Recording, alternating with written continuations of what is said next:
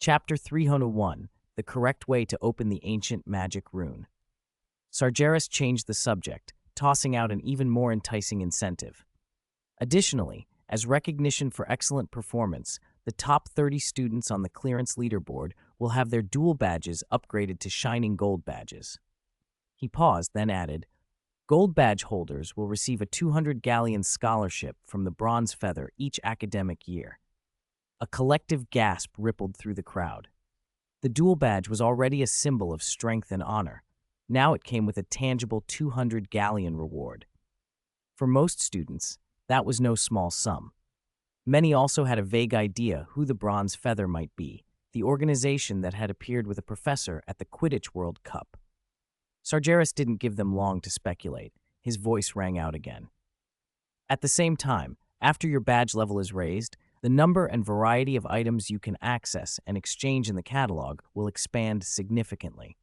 He swept his gaze across the eager faces. That means rarer magical materials, more powerful artifacts, and even some unique research notes will be available to you. The students' tension melted into hungry excitement. As if on cue, the heavy door to the alchemy workshop ground open, revealing a deep passage threaded with metal pipes. Sargeras appeared quietly in the professor's seats beside the arena, where Bathsheba Babbling and Pomona Sprout were already watching. "This is astonishing, Sargeras," Babbling said, eyes shining with excitement. "More effective than me, repeating it 100 times in class." The students had already organized themselves into 5-person teams. The first team, 2 Gryffindors, a Ravenclaw, a Hufflepuff, and a Slytherin, edged into the outer corridor of the Ixos workshop. The cold metal walls reflected a dim light. Steam hissed from pipe joints, blurring their vision. Almost immediately, a slow-moving patrol golem rounded the corner, grinding metal and swinging a heavy arm. A Gryffindor girl shrieked and cast a shield charm.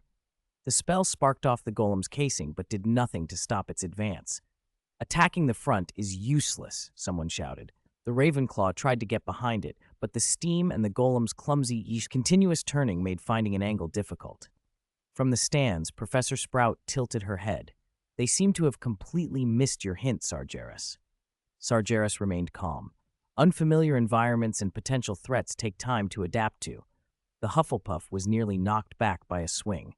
In that instant, his eyes caught something. Behind, there's a glowing plate on its back, blue. "Impedimenta," the Slytherin yelled, reacting the split second he heard the hint. His spell struck the faintly glowing blue rune plate with perfect precision. With a soft buzz, the golem's eyelights went out. Its movement froze, then it sagged to the floor in a clatter of harmless parts. The students stared, then broke into cheers. "Well done," several of them praised. "Looks like they're starting to find the crux of the problem," Babbling said, approving. She leaned forward.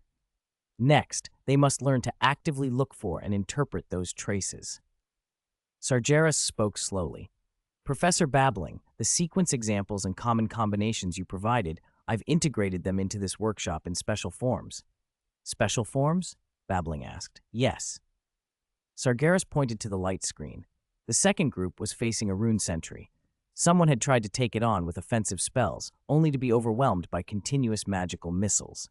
"I've broken down those knowledge points, key rune sequences, correct combination diagrams, typical examples, into information fragments and hidden them throughout the workshop," Sargeras explained. "For instance, inside the wreckage of a destroyed repair unit golem, a small circuit records the correct structure of a stabilization rune. On scattered workbench blueprints, the weaknesses of the leg runes in a heavy guard are sketched, and in a neglected corner, you might find an apprentice's discarded notebook filled with scribbled guesses about energy backflow risks in an elemental weaver's arm runes." A student on the screen finally discovered a red rune above the rune sentry's firing port and struck it with an Expelliarmus, paralyzing the machine. Sargeras continued, "These fragments are the keys. Collect them, piece them together, understand them, and you'll know how to handle the dangers more effectively and safely. That is itself learning and practice in applied ancient runes." The professor's eyes lit up. "Brilliant," Babbling exclaimed. "This isn't just testing combat skills. It cultivates information gathering, analysis, and applying theory to practice. This is true research spirit." Sprout smiled. It's like a treasure hunt. The students should enjoy it. Exactly, Sargeras nodded.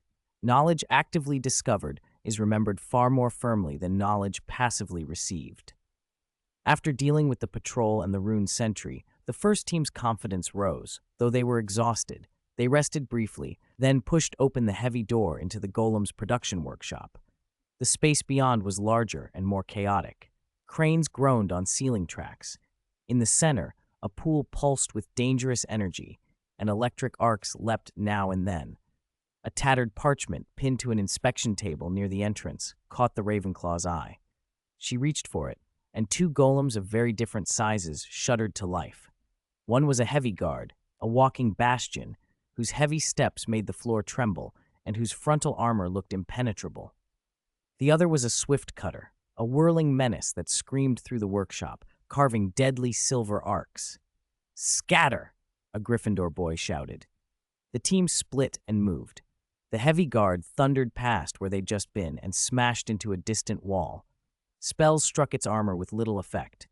The swift cutter's speed had the two Gryffindors scrambling. Their spells could not keep up. "Too fast. Can't aim," one yelled. "The parchment says the big guy's weakness is the energy conduction runes." "What do those look like?" another demanded. "Double U-shaped." One Gryffindor, being chased by the heavy guard, shouted, "Its knees. Attack its leg joints." The Slytherin pointed at a faint yellow rune area on the heavy guard's knee. The two Gryffindors focused on using obstacle curses to restrict the swift cutter, forcing it to slow or change direction. The Hufflepuff concentrated every spell on the heavy guard's knee rune. The yellow sigils flared, then glowed so brightly they buzzed. With a heavy groan, the joint cracked. The heavy guard collapsed, exposing a glowing core on its back. A well-placed blasting curse struck the core, and the machine fell inert. The swift cutter, cornered, lost speed. Several spells struck its green rune core. It spun out of control, slammed the wall, and stilled in a puff of black smoke. The professors nodded. "The value of information is in its application," Sargeras said, watching the screens. "They're starting to understand the workshop's operational logic." With each run-through, the students' tactics shifted. They stopped rushing in blindly. Teams divided duties. Some kept watch, while others searched workbenches, shelves, and wreckage for intelligence. Here's a page from an experimental log about the energy pool. There's even a trick for a simple foot protection spell. I found a note on the Elemental Weaver. It lists counter-relationships for its arm runes. The instance had become a hands-on ancient runes class. Failures still happened often, especially against elemental weavers, the pesky repair units in the core furnace, and the final energy core challenge, which demanded sharp observation and rune knowledge. Many teams were teleported out by protective spells, yet their faces showed thought and determination rather than despair. Next time someone should record the core's rune change sequence, they promised each other. Sargeras' earlier announcement and the shining gold badge reward dangled like a carrot, pushing them to try again. Professor Babbling beamed with relief. "Professor Greengrass, this is even more successful than I expected. They aren't memorizing by rote. They're exploring, understanding, and applying. This is how ancient runes should be taught." Sargeras nodded. "Practice is the only test of truth, and fitting challenges with fitting rewards are the best catalysts." Sargeras stood in the stands, watching the students fumble their way through the workshop on the other side of the light screen. Every time someone uncovered a key detail, the crowd cheered, and he nodded once to Professors Babbling and Sprout, who lingered nearby, still animatedly discussing the students' performance. "I'm afraid I must be going," he said. "I have 2 more advanced spell theory classes." "Oh, of course, go on, Sargeras," Professor Sprout replied kindly. "We'll stay a little longer." Professor Babbling, still buzzing with excitement, waved as Sargeras turned away. "Thank you." He left the dueling arena and walked down the shadowed corridor toward the main castle building. His steps were steady, but his mind flickered to the Bronze Feather Scholarship he had just mentioned. The 200 Galleon Award wasn't a spur-of-the-moment gesture. It was part of a long-term plan. Miss Snow Owl, a far-sighted and capable agent, had brought considerable wealth into the organization through trade with the Centaur tribe in the Forbidden Forest. Their unusual herbs, bone carvings, and rare minerals were highly prized in certain magical circles. Part of the proceeds kept Bronze Feather running, potion ingredients and such. Another part was donated to St. Mungo's Hospital for magical maladies and injuries to cover gaps left by ministry funding, and the surplus went into education. To cultivate promising young wizards, change required new blood. He thought of the centaurs and smiled faintly. Since he had personally returned the body of the centaur warrior killed by the vampire, the tribe's attitude toward him had shifted. The old caution and politeness had given way to a greater measure of trust. Miss Snow Owl could now handle routine transactions without calling him in as a terrifying, dark wizard to intimidate others, a rare, mutual peace that saved him time. He gathered his thoughts and hurried toward his classroom. He pushed the door open to find auditors from other houses already seated. They liked to arrive early for good spots. One corner, the Gryffindor section, however, sat unusually empty. The bell tolled as he reached the doorway, and just as its echo faded, the door burst open. A trio of Gryffindor students barreled in, breathless, sliding into their seats at the last second. They tried not to meet the professor's unnervingly calm gaze as he took his place at the podium. He didn't scold. He placed the advanced spell theory textbook on the lectern with a soft tap and let his eyes rest for a moment on the flushed, hurried faces before him. Collective last-minute lateness wasn't like them. Gryffindors were impulsive, yes, but they usually showed proper reverence in his classes. He didn't press further. He opened the book. Turn to page 127. Today we will continue our analysis. A low ripple of whispers came from below the podium. Did you see that spider? It was twitching so much. The green light, it was terrifying when that spider stopped moving. He really used it on you? Here in class? He did, a boy whispered, still in shock. Professor Moody said we had to experience it ourselves to know how terrifying it is. Sargeras's frown was slight. Quiet. He scanned the room without expression and said evenly, This is a classroom, not a marketplace. If you cannot control yourselves, I will not hesitate to use magic to help you learn how. The students fell silent, though the excitement didn't vanish from their eyes. Sargeras let his gaze sweep over them. After a moment, he let something like interest show. Who can tell me exactly what happened to make you all so flustered? Hermione, still pale around the edges, shot her hand up. Professor Greengrass, Professor Moody explained the 3 unforgivable curses today, and he demonstrated them with live spiders, Crucio, Imperio, and the killing curse. Her voice dropped on the last word, threaded with fear. Sargeras didn't change his expression, but something faint flickered in his eyes. He spoke slowly, still steady. Understanding the dark arts you may face is a part of defense against the dark arts. What's your objection? But Professor, Ron cut in, eyes wide, he used Imperio on all of us. He said we had to feel what it's like for ourselves. Sargeras' eyebrow twitched almost imperceptibly. He had heard of Moody's methods, but using an unforgivable curse on the whole class exceeded even that reputation. He repeated, voice dropping a few degrees.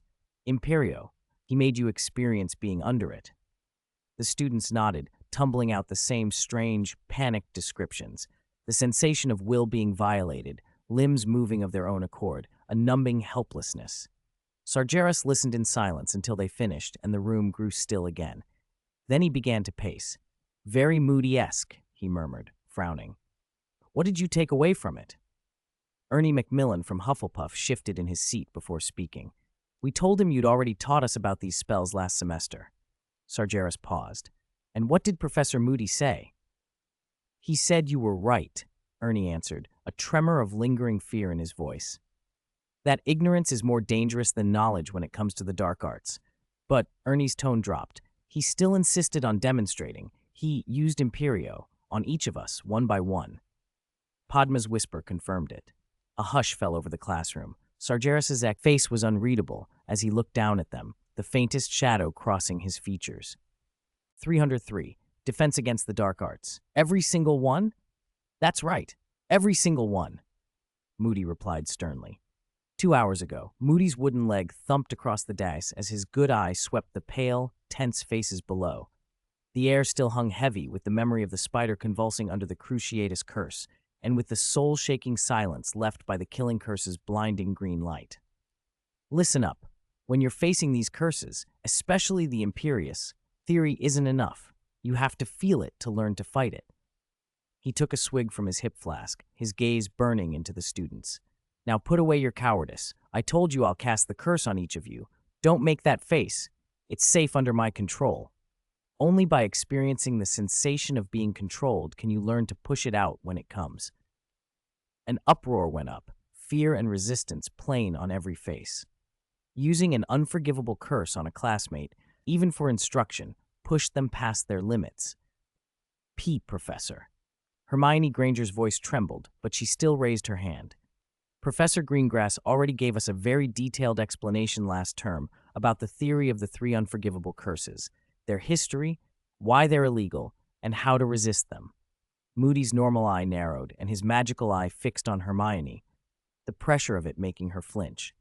"What did you say, Miss Granger?" he asked. His tone was incredulous. "Someone's already given you a theoretical lesson on the unforgivables?"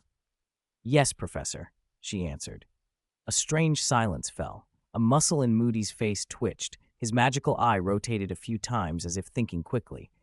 Then he let out a short, hoarse laugh that sounded more like a cough. "Sagres Greengrass?" There was surprise, scrutiny, and an odd note of approval in his voice. "He taught you how to resist the imperious?" "Yes, Professor." Hermione hurried to explain it in terms that made it sound like proper instruction. He emphasized that resisting the imperious depends on willpower and building a psychological defense ahead of time. But he didn't actually cast the curse on us. Moody stood for a moment, his normal eye scanning the room as if weighing truth and consequence. "He did the right thing," he said finally. Everyone breathed a little easier. It's better to see the enemy's weapons ahead of time than to meet them for the first time on the battlefield. Sagres was right on that. Then his magical eye began to dart about again. But he struck his staff on the floor. Theory alone won't do. Resisting Imperio needs practice, like training a muscle. Everyone responds differently. Sagres gave you the method. Now I want to see how well you've trained those muscles. He drew his wand and pointed it at the nearest Hufflepuff boy. "All right, start with you. Don't worry. Simple demonstration. Imperio." An invisible force struck the boy. His fear drained away. His eyes went hollow and confused, a strange, vacant pleasure appearing. "Jump on the table and crow like a rooster," Moody ordered. The boy scrambled up and began to crow, loud and ridiculous. Several students gasped and a few snickered, but most faces were fixed in horror. Moody lifted the curse, and his magical eye swept the classroom. "Think it's funny? You won't when you feel it. Imperio strips away the most important thing you have, yourself. It'll make you do anything you hate, anything you're terrified of. And the worst part is, you might even enjoy it." The boy realized what he'd done and blushed furiously, practically tumbling off the desk as if he wanted to disappear. Moody barked, "Look closely. This is the Imperious. It will make you feel calm and content. You won't have to think, just obey. Know this feeling. Remember it, and then resist it." He didn't give them a moment's rest. His wand flicked, and one after another students were placed under the Imperious. "Bang your head against the wall, gently. You, smear ink on your face. You, read your textbook aloud." The classroom descended into absurd chaos as students performed humiliating or ridiculous actions. Each time the charm was lifted, shame, fear, and a sense of helplessness remained. Harry felt his stomach clench. Compared to Professor Greengrass's calm, theoretical instruction, Moody's method was brutal, direct, and humiliating. Greengrass taught defense through analysis. Moody was tossing them into the deep end to thrash or survive. Finally, Moody's wand pointed at Harry. He swallowed hard. "Harry Potter, it's your turn. Let's see if the so-called Savior Boy's willpower is as strong as the legends say. Imperio."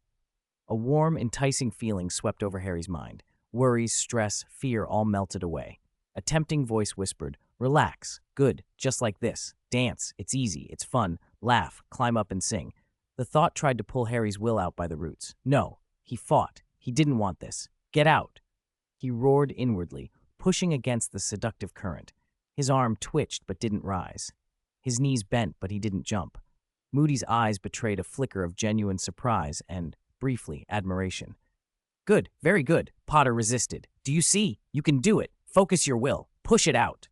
Moody released the curse. Harry gasped, sweat beading on his forehead, exhausted but exhilarated. A surge of accomplishment welled up inside him. Moody swung his wand to the next boy. "Your turn, lad." Ron's face was white. Moody cast Imperio. Ron's eyes went blank, and a strange, calm smile spread across his face. Moody watched each reaction, narrating loudly. "Hear it? Feel it? It's whispering. Give up. Obedience is easier." Moody continued the practical lesson. Scene after scene of forced buffoonery played out until the classroom was a mess. When the curses were lifted, the students broke into heavy, panicked breaths, faces drained of color. Many slumped in their seats, cold sweat running down their cheeks. Neville sobbed quietly. Parvati Patil wiped tears from her face. The room was a graveyard of shaken teenagers. The bell had rung long ago, but nobody moved. "Theory is important," Moody said, breaking the silence. "But sometimes an immersive practice will teach you how to survive better than any lecture." He let his eyes sweep the room. "Professor Greengrass gave you the map. I led you through the swamp myself." "Class dismissed." He turned and left, his wooden leg thumping down the aisle. The students sat frozen, still reeling from what they'd experienced. Sargeras's teaching was going smoothly. Just as he was leaving the classroom that afternoon, his bronze feather badge vibrated with a message from Nightingale. Signs of a small Diricol flock activity southeast of Black River Gorges National Park, Mauritius. A flicker of surprise crossed his face. Diricols were common around Mauritius, so the sighting itself was not strange. What was odd was Nightingale's presence there. He tapped the badge without overthinking it. "Why are you in Mauritius?" he sent. Her reply came almost instantly. "Invited jointly by the French Ministry of Magic's Magical Creatures Management and Control Division and the Potion Association, representing Beauxbatons at the Port Louis International Potion Raw Materials Expo." A concise explanation, followed by, "The Diricol traces were an accident." Sargeras understood immediately. He returned to his office, shelved his lesson plans, checked his schedule. His next class wasn't until the following afternoon. He had time.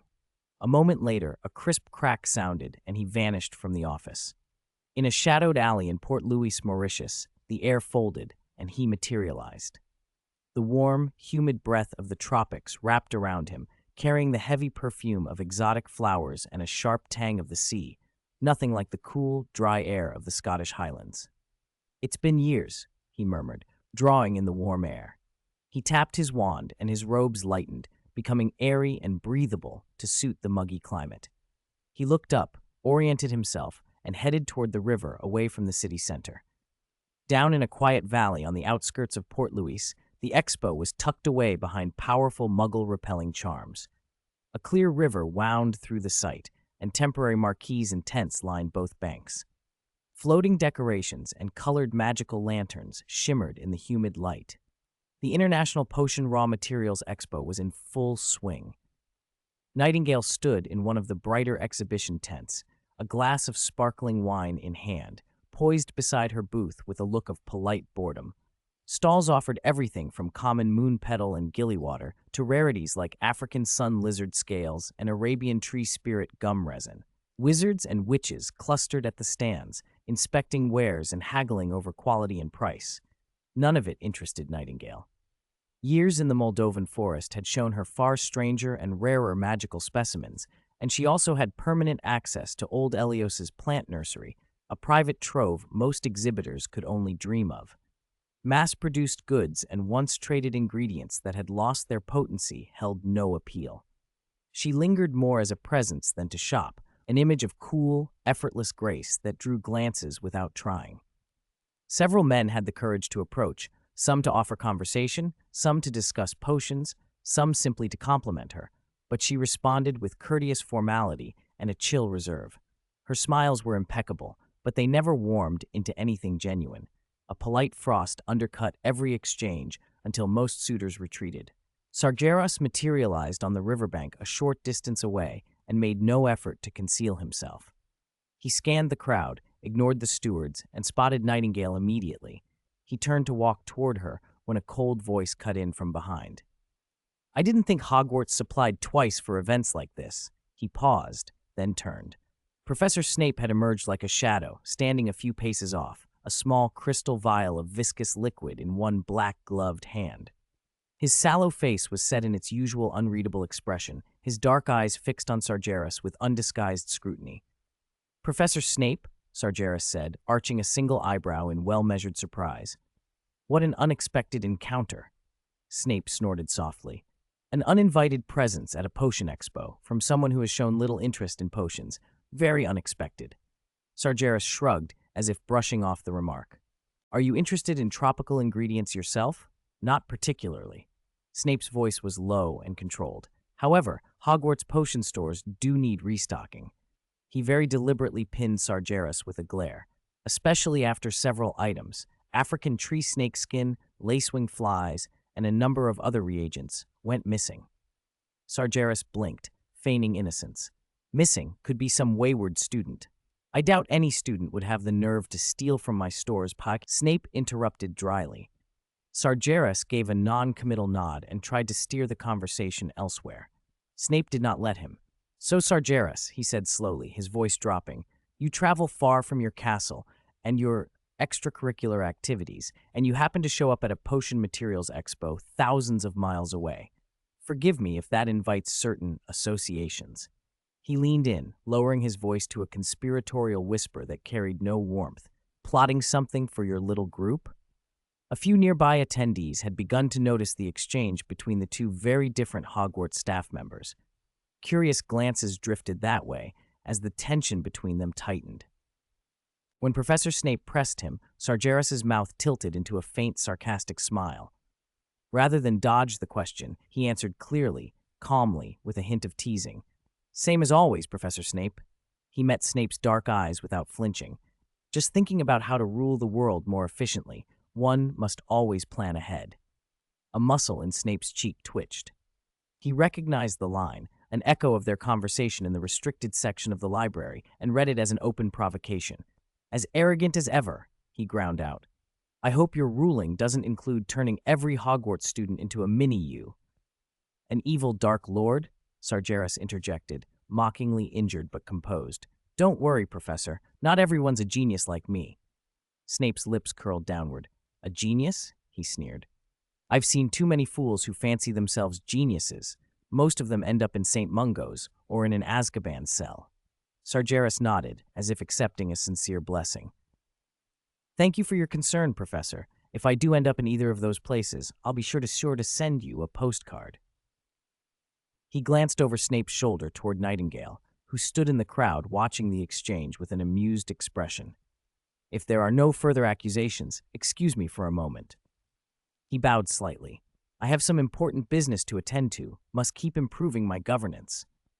Snape narrowed his eyes, let out a cold snort, and drawled the words. "Of course, go tend to your important business, Sargeras. I do hope your career flourishes." With that, he flicked his robes and his black silhouette slid away behind a display of rare fungi. Sargeras watched him go with an unreadable face, as if the whole scene had been nothing more than a trivial interruption. "Even losing a potion ingredient is blamed on me? Do I, Sagres Greengrass, look like someone who'd nick African tree snake skin and lacewing larvae?" He clicked his tongue, suppressing the urge to roll his eyes, and mentally added Snape to a list of people to avoid. Then he composed himself and walked straight to Nightingale, who had played her role as an amused onlooker perfectly. A playful smile curved her lips. She'd seen everything. "Not exactly popular with your colleagues, are you?" she teased. "On the contrary," Sargeras said smoothly, unconcerned by the curious glances. "Professor Snape is the one renowned at Hogwarts for his particular personality." He forced himself to ignore the teasing in her tone and casually and publicly extended his hand and rested it on her arm. Nightingale set her wineglass on a passing waiter's tray, offered a brief, apologetic smile to the man she'd intercepted, and murmured, "Excuse me, I have some important business." With a faint pop, the two of them vanished, the air by the riverbank merely rippling where they had been and leaving a group of stunned wizards behind. Far from the crowd, at the edge of a sparse wood, they reappeared with the same soft pop. Sargeras wasted no time. "What are the specifics?" he asked. The fluctuation was brief, but the signature was clear. Nightingale tilted her head. "The flock is small, no more than 6 or 7. Their behavior is off. They're avoiding something, making a lot of short-range apparitions, acting panicked. She pointed into the dense forest.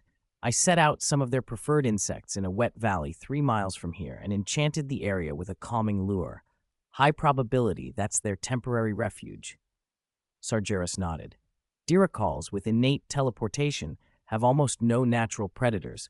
Only the very fastest hunters can actually catch them. The feathers themselves were valuable in the wizarding world.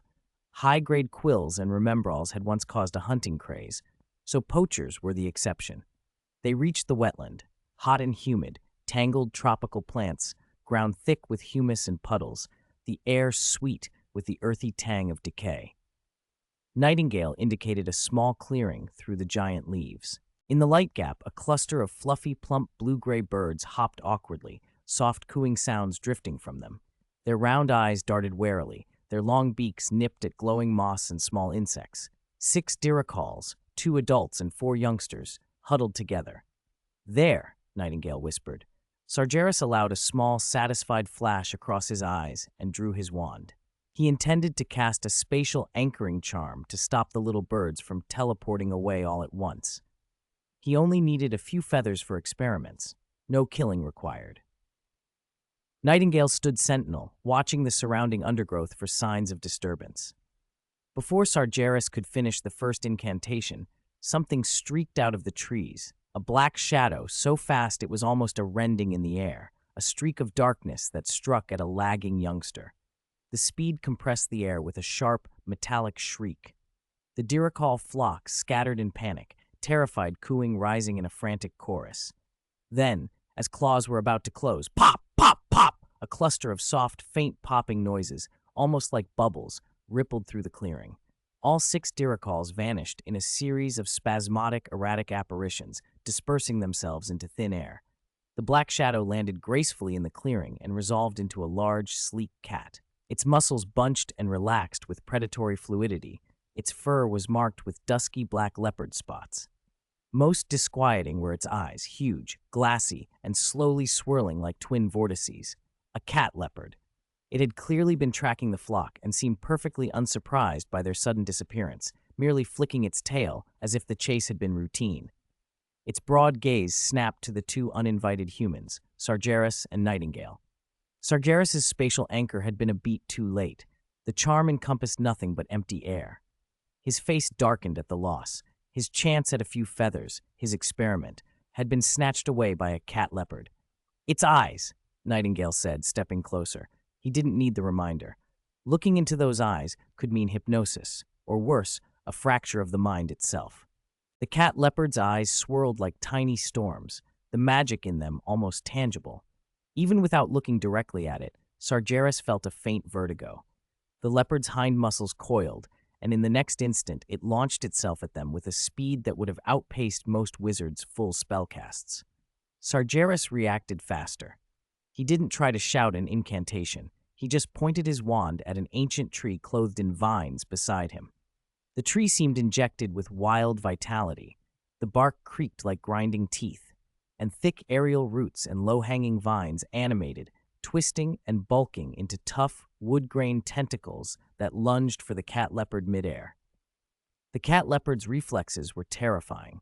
Instead of fighting the bind, it used the first tentacle as a springboard. Powerful hind legs kicked, its streamlined body flipped in a hair-raising midair turn, and it angled for an open patch of ground. But as its paws touched the leaf-strewn soil, the earth betrayed it. The solid ground suddenly lost support and turned into a dark, bottomless expanse of water. The cat leopard, taken by surprise, plunged beneath the surface, only the tip of its tail and thrashing hind legs still visible as if an unseen force was dragging it down. Nightingale stood with her wand steady and her focus absolute. She'd secretly cast an advanced transfiguration, turning that patch of earth into an invisible quicksand trap. Even so, the cat leopard's raw strength was something else. It thrashed as if it might break free. Sargeras didn't give it another chance. The moment the leopard's head broke the surface, he jabbed his wand and the fluid ground congealed, its color darkened, its texture smoothed and went elastic. The mud snapped into a giant sheet of rubber and froze around the animal. The cat leopard had just cleared most of its body when the rubber closed, binding it tight. Its power was soaked and scattered by the soft yet unyielding material. It could no longer drive its strength outward. Only its head, ringed by magnificent markings, remained exposed.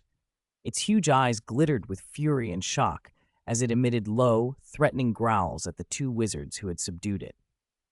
Sargeras stepped forward beneath that locked stare. With a quick flick of his wand, he plucked several whiskers, shimmering faintly with magic, and a small glass vial he conjured caught them. He tapped the top of the animal's head and shaved a neat tuft of patterned fur into another container. The movements were lightning fast. The cat leopard barely had time to snarl. Then Sargeras broke off a branch from a nearby bush. It twisted in his hand into a hollow, that transparent syringe with a slender metal needle.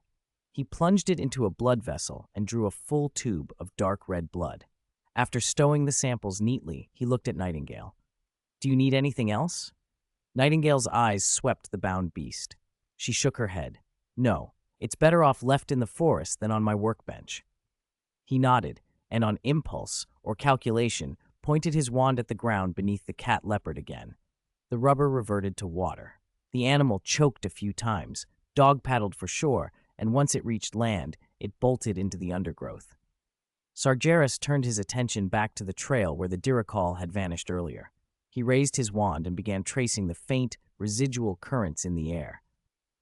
"They were badly spooked," Nightingale murmured, crouching and pressing her palm to the soil as she, too, began to sense. "Their successive apparitions have become more erratic, shorter distances, random directions. They're still in this area," Sargeras said confidently. "We'll find them." He stepped decisively in one direction. "This way." Nightingale followed, and they slipped into the hot, humid thicket. The Diricol's apparitions had indeed left chaotic trails, but Sargeras trusted his sense of direction. After a while, urgent, clipped voices and a few weak, plaintive coos came from behind a wall of giant ferns ahead. The two slowed and approached silently, parting the leaves. They found 6 Diricols, 2 large and 4 smaller, ensnared in a net woven of fine metallic threads that gleamed faintly. The net seemed to suppress magic. When the birds tried to apparate, they only produced subtle spatial ripples within the mesh and could not break free. Some of the smaller ones had exhausted themselves into panting, wide-mouthed exhaustion. The captors were not wizard poachers. They were goblins, short, oddly attired, and strikingly different from the gray-suited Gringotts type. They wore rough garments woven from tough vines and bright bird feathers. Their faces were daubed with eerie white paint in bone-like patterns that made them look primitive and savage. Among them stood a goblin in a robe who was slightly taller than the rest. Sargeras's gaze sharpened. He had seen that style before. On Derry Island, where they'd fought the 5-legged monster, a ferocious goblin had worn almost the same clothing. Even more alarming was the taller goblin's wand, crude, brass, and uniquely worked. Brass wands were rare and not something a normal poacher would carry. What were these goblins doing in the Mauritian rainforest? Why were they capturing Diricols with a magic-suppressing net and brandishing a brass wand? Questions crowded, but answers did not come. Sargeras and Nightingale exchanged a look, confusion threaded through by a growing gravity. With silent understanding, they both raised their wands and tapped themselves. Their forms seeped into the humid air, becoming like 2 almost transparent breathings, their advanced disillusionment charm taking hold. Chapter 307, Discovering the Base. The two of them held their breath in the deep shadows, watching closely. Goblins deftly secured metal nets around the captured Diricols, and 2 burly goblins slung them over their shoulders. They exchanged a few short, urgent words in a guttural dialect. No cheer in their voices, just the tone of people carrying out a routine task. The goblin with the brass wand was clearly the leader. He spoke a few clipped syllables. The others fell silent, nodded, and picked up their burden, turning deeper into the rainforest. Strict hierarchy, orderly movements. Sagres and Nightingale glided after them like ghosts. To avoid giving themselves away, Sagres cast 2 small silencing charms so no careless footfall or dry leaf would betray them. The goblins knew the rainforest like the backs of their hands, slipping along narrow game trails through the dense undergrowth. After about half an hour, they came to a hidden mountain face. The old goblin raised his brass wand and tapped a vine growing on the stone in a precise rhythm. Rumble, the wall vibrated, and a cleverly disguised stone door slid open to reveal a cave lit by uneven firelight. A reek of smoke and rot drifted out. The goblins filed in. Sagres and Nightingale slipped in just before the door closed. Inside was another world. This was no natural hollow, but a remodeled stronghold. Fluorite slabs embedded along the passage cast a faint green glow. The air was warm, and from deeper inside came the ring of hammers and a chorus of goblin voices. They crept past occasional workers and took in the place, a vast subterranean village or workshop hewn into the volcano. They trailed the small party into a larger chamber. The sight made even the composed Sagres blink. There was no dome overhead, an opening let the sky in, and the chamber floor was engraved with a crude but intricate alchemical magic circle. The ground was etched with interlocking runes and strange sigils, and at several key points sat materials that hummed with different energies. Sagres recognized some of them as giant limbs. Captured, live diricals were being hauled toward a temporary holding pen at the edge of the circle. These goblins were not hunters. They were preparing to use the dirical's unique magical properties in a dangerous ritual. The alchemical circle tugged at a memory. Sagres frowned as the familiarity clicked into place. This was the same style of alchemical diagram described in Quinan Bylas Gaunt's book, Bloodline Grafting and Purification, a design used for bloodline grafting.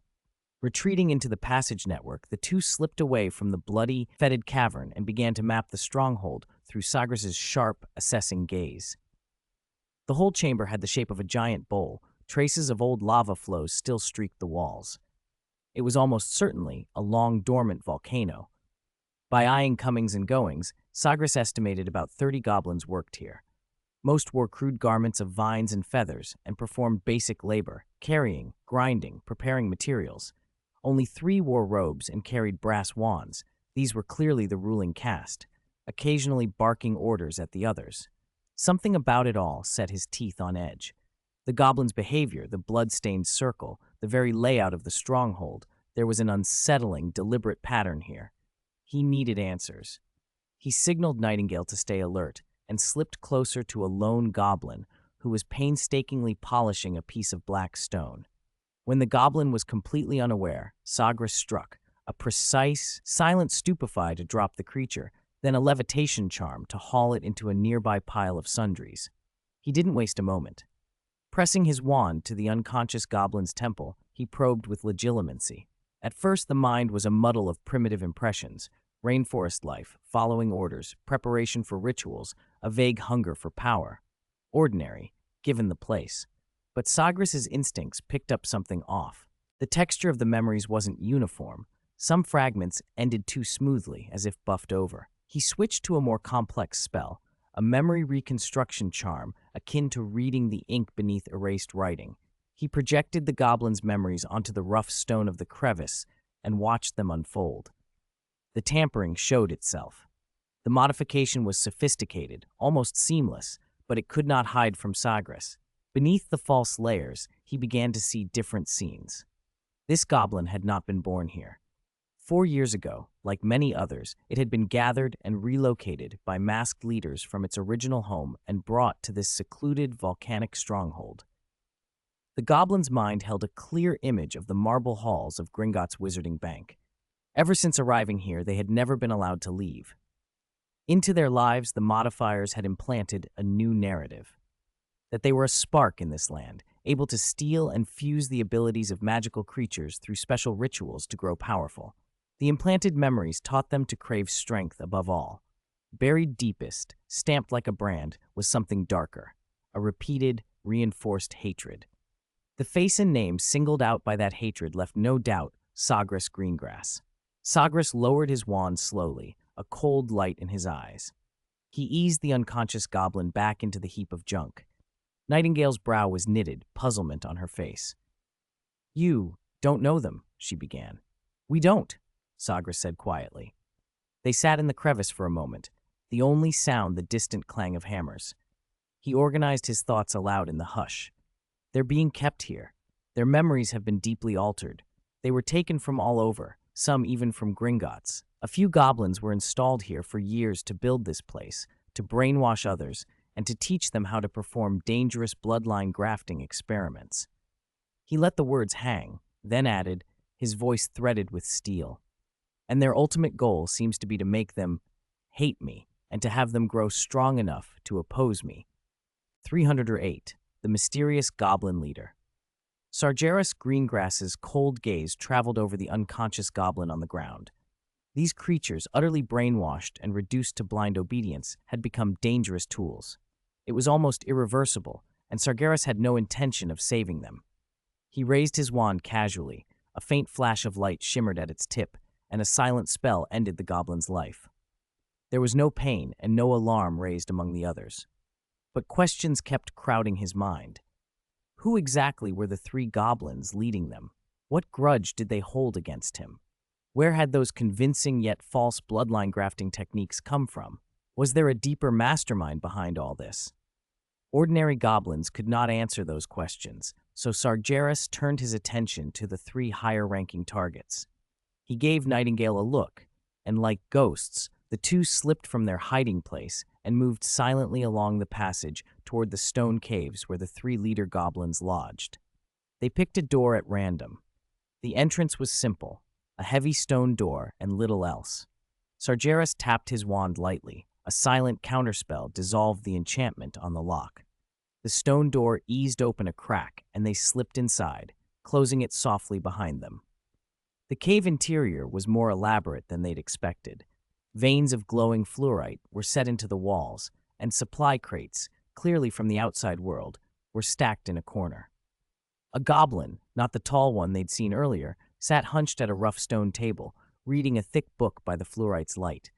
It wore the same robe, and a brass wand lay carelessly by its hand.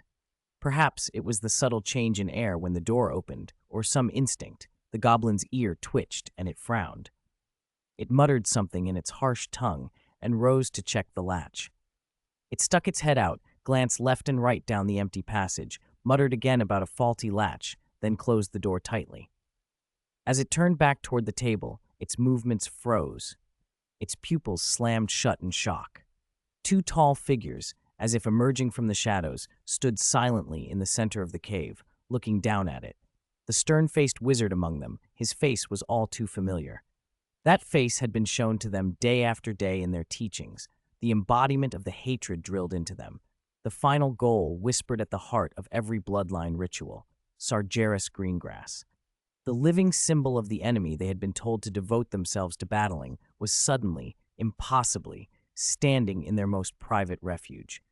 The goblin's shock overrode every instinct. It stood frozen, mouth open, a choking gasp caught in its throat. The thick book fell from its hands with a dull thud, a puff of dust rising. It lunged for the brass wand on the table, knowing it had no chance unarmed, but it did not know that the moment it saw Sagres, it had already lost. With a slight flick of his wrist, Sagres locked the goblin in place. It couldn't move or make a sound, only its eyes darted frantically. He wasted no words. He approached and pressed his wand to the goblin's temple. Forceful magic invaded the creature's mind. This goblin's memory barriers were stronger than the ones he'd pierced earlier, more complex, stitched with false threads and careful edits. Restoration was far harder than modification. Sagres concentrated, peeling layers back, deciphering, restoring. Beneath the fog and the planted lies, fragmentary memories surfaced. Slowly, some valuable clues revealed themselves. These robed goblins had not always been just 3. Including the one before him, there had originally been 12, all followers of a mysterious goblin leader. From the creature's recollections, Sagres learned that the leader's origins were unknown. It supplied them with strange, powerful items, brass wands inlaid with black obsidian that could amplify magic, alchemical robes that deflected or even absorbed spells, and a great deal of arcane knowledge they had never seen before, including the crude bloodline grafting technique. The leader itself remained unseen in the memories. The goblin had been cautious from the start. It never revealed the leader's face, origin, or true purpose. After teaching them what it chose to teach, the mysterious leader had left the volcanic stronghold with 9 followers and vanished. Among those 9 was the aggressive goblin Sargeras had encountered on Derry Island. What troubled Sargeras most was a fragment at the edge of a deliberately erased memory, almost impossible to restore, but a sliver had come through. Before leaving, the leader had looked toward the sky outside the volcano and murmured, in a tone full of complexity and despair, "I can never go back."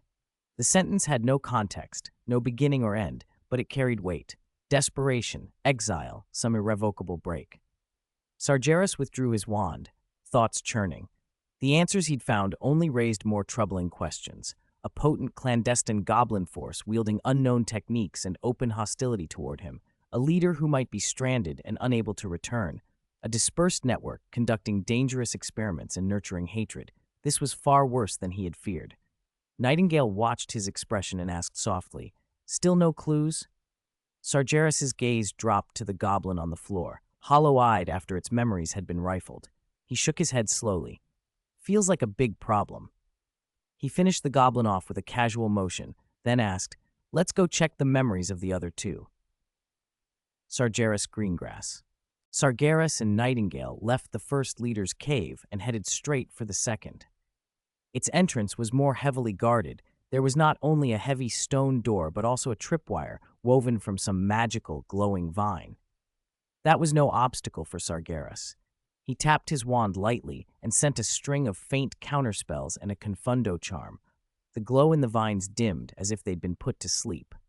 He followed with a silent unlocking spell that landed precisely on the stone door. With an almost imperceptible slide, it opened and they slipped inside. The goblin in this cave was clearly more alert. He wasn't resting, but carefully polishing an obsidian inlaid brass wand beneath the light of a fluorite. The door's quiet opening still set off his senses. He turned at once, but a sudden, silent stupefy struck him, and darkness took him before he could shout. Sargeras gave him no chance to raise an alarm. The procedure was the same as before: subdue, then search. This leader's memory barriers were strong, the alterations deeper and more intricate than the first. Sargeras changed tactics and used some destructive methods to pry through, but even so, the process was like stumbling through a thorny maze. Fragmented images flashed. Obsidian mined from a valley reeking of sulfur, robes that were actually patched and refashioned from old human wizard robes, a clipped, cold voice, clearly the mysterious leader, saying, "This power is not a gift, but a price. Only by abandoning weakness can one embrace new life." The tone was resolute and merciless.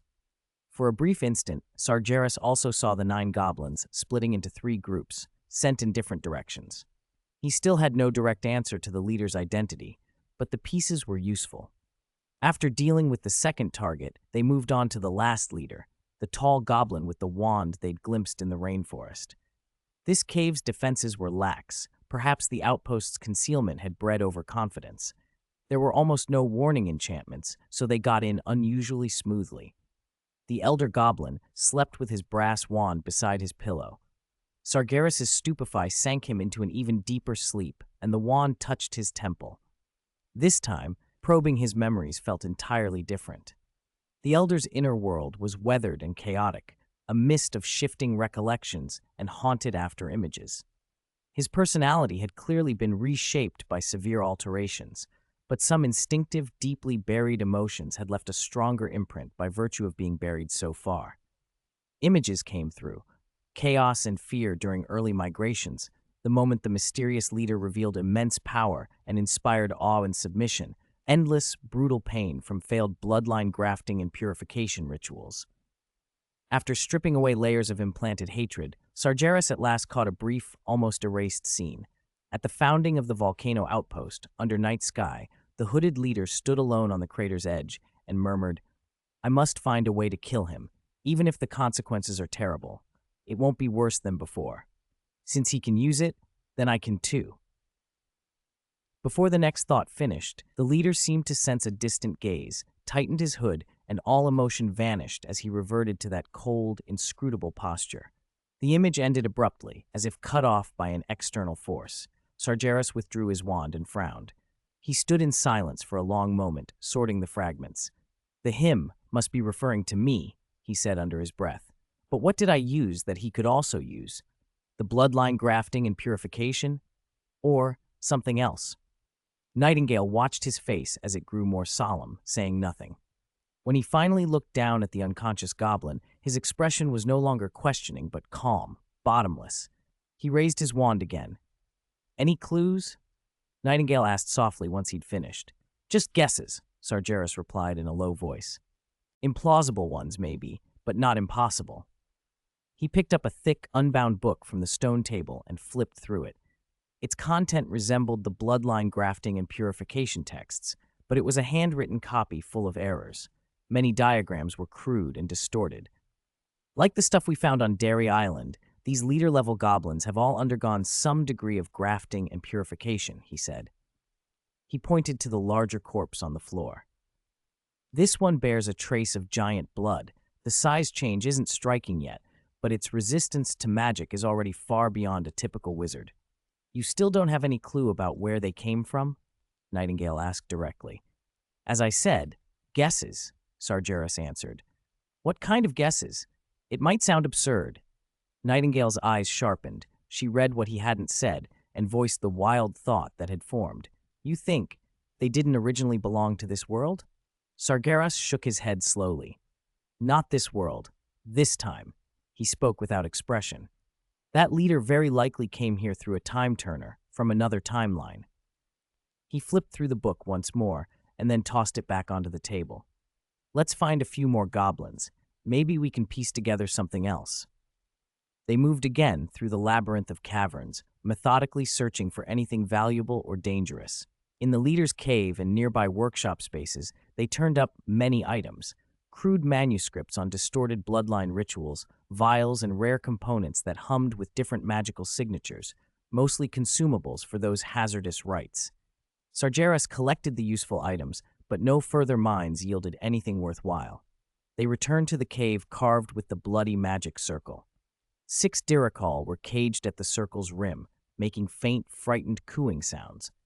Sargeras tapped his wand, and the locks sprang open. He plucked each bird from its cage. Each enclosure had been warded against apparition, and took a tuft of feathers from every one. "Let's go," he whispered. "Get out of here." The Diricol paused, then seemed to sense that the spatial seal had been lifted. Their forms blurred and flickered, and one after another, they vanished without a trace. Chapter 310, Volcanic Eruption. After making sure there were no survivors left to rescue, Sargeras began a thorough cleanup. A powerful spatial confinement fell over the area like a tough web, layering itself across the site. Any form of apparition, portkey, or escape by spatial distortion was completely nullified. With that done, the two of them left the passage and climbed to the top of the volcano. Sargeras lifted his wand again. Earthquake. A deafening roar exploded from below. The rock walls above the passages shattered, and countless boulders rained down, neatly sealing every path and vent to the depths. The stronghold was boxed in, turned into a tomb of stone. The rumbling hadn't fully died. Faint groans and desperate cries came from those trapped below. Sargeras looked down at the dormant volcano that had been silent for ages, the den of evil now permanently sealed, and his face showed no emotion. Vast magic flowed to his wand tip, glowing with a pulse that quickened the heart. Then an invisible hammer of energy struck deep into the earth's crust. The ground convulsed. A terrifying crimson light burst from the volcano's mouth, ripping open the night. Hot, viscous lava lodged with unmelted boulders shot skyward like a furious beast. Burning stones flew up and fell like meteors. Toxic gas and dense ash spread instantly, blanketing everything. Scorching waves of heat roared outward, dragging all into a vortex of destruction. In that earth-shattering roar and unbearable heat, the entire mountain and everything buried in it, lives, traces, twisted ambitions, were consumed. The inferno's light painted Sargeras and Nightingale's stern faces in fickle shadows. They watched in silence until they were certain no one could escape the sea of boiling lava. "The might of nature," Sargeras said calmly. Then he and Nightingale apparated away, returning to the Potion Raw Materials Expo. The expo at night had an even more fantastical charm than by day. Countless magic lanterns floated like fallen stars, bathing the grounds in dazzling light. The crowd only grew denser after dark. A lively market had sprung up on the open ground outside, where wizards spread blankets and hawked strange trinkets, snacks, and handicrafts. Food aromas mixed with the clamor of voices. Sargeras and Nightingale emerged from a shadowed corner. The faint ripple of their apparition was swallowed by the surrounding noise. They looked like ordinary tourists, blending into the bustle. Sargeras bought 2 skewers of unfamiliar grilled meat slathered in a secret sauce from a sizzling stall and handed one to Nightingale. Then the distant rumble that had been going on for some time and the orange-red light staining the clouds drew more attention. People stopped and craned their necks, whispering and pointing at the glow, curiosity laced with unease. "What's happening over there? It sounds like thunder, but it isn't. Could that be the volcano? I thought that one was dormant. That's quite a commotion." Nightingale glanced at Sargeras. He took a bite of his skewer without expression, then led her toward a darker alcove. "The might of nature," he repeated, the words low and steady. He swallowed, scanning the chattering crowd, then fixed his gaze on Nightingale. His gray eyes were inscrutable in the lamplight.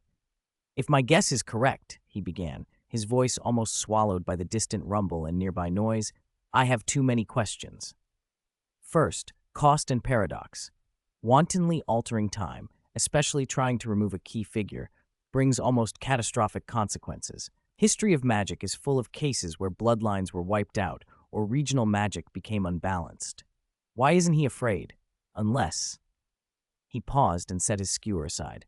"Unless he is certain whatever he does will be better than the original future he knows. So how bad was that original future? Was it a disaster beyond imagination?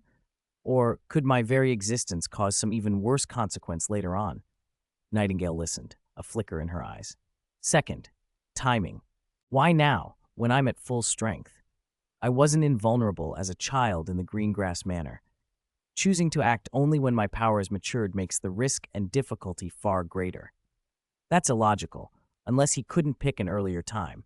Perhaps the time turner has restrictions on landing coordinates, or an earlier timeline was protected by a powerful force that kept him out." He continued without waiting for an answer. "Also, the cannot go back point. That's crucial. Time turners have rules and limits, but cannot go back usually means the device is damaged or the time anchor collapsed. Did he come from the future only to find the path forward cut off? Or did he come from a past that no longer exists because something major changed?" Nightingale finally spoke calmly. "Wherever he came from, his presence is a major variable. His knowledge, the techniques he brought, the hatred he fostered, those are now embedded in our present. If we do nothing, will the original future slide into an unknown abyss because of his intervention?" Sargeras was silent for a moment. The red glow of the eruption flickered across his face. "His operation failed once. This stronghold was eradicated by us. But there are still 9 people scattered in different places carrying out unknown tasks, and the leader himself, we don't know where he's hiding or what power he wields." He finished the last of his food. His eyes went sharp again. "We need to investigate any abnormal goblin activity, forbidden time magic, and especially large-scale bloodline grafting experiments.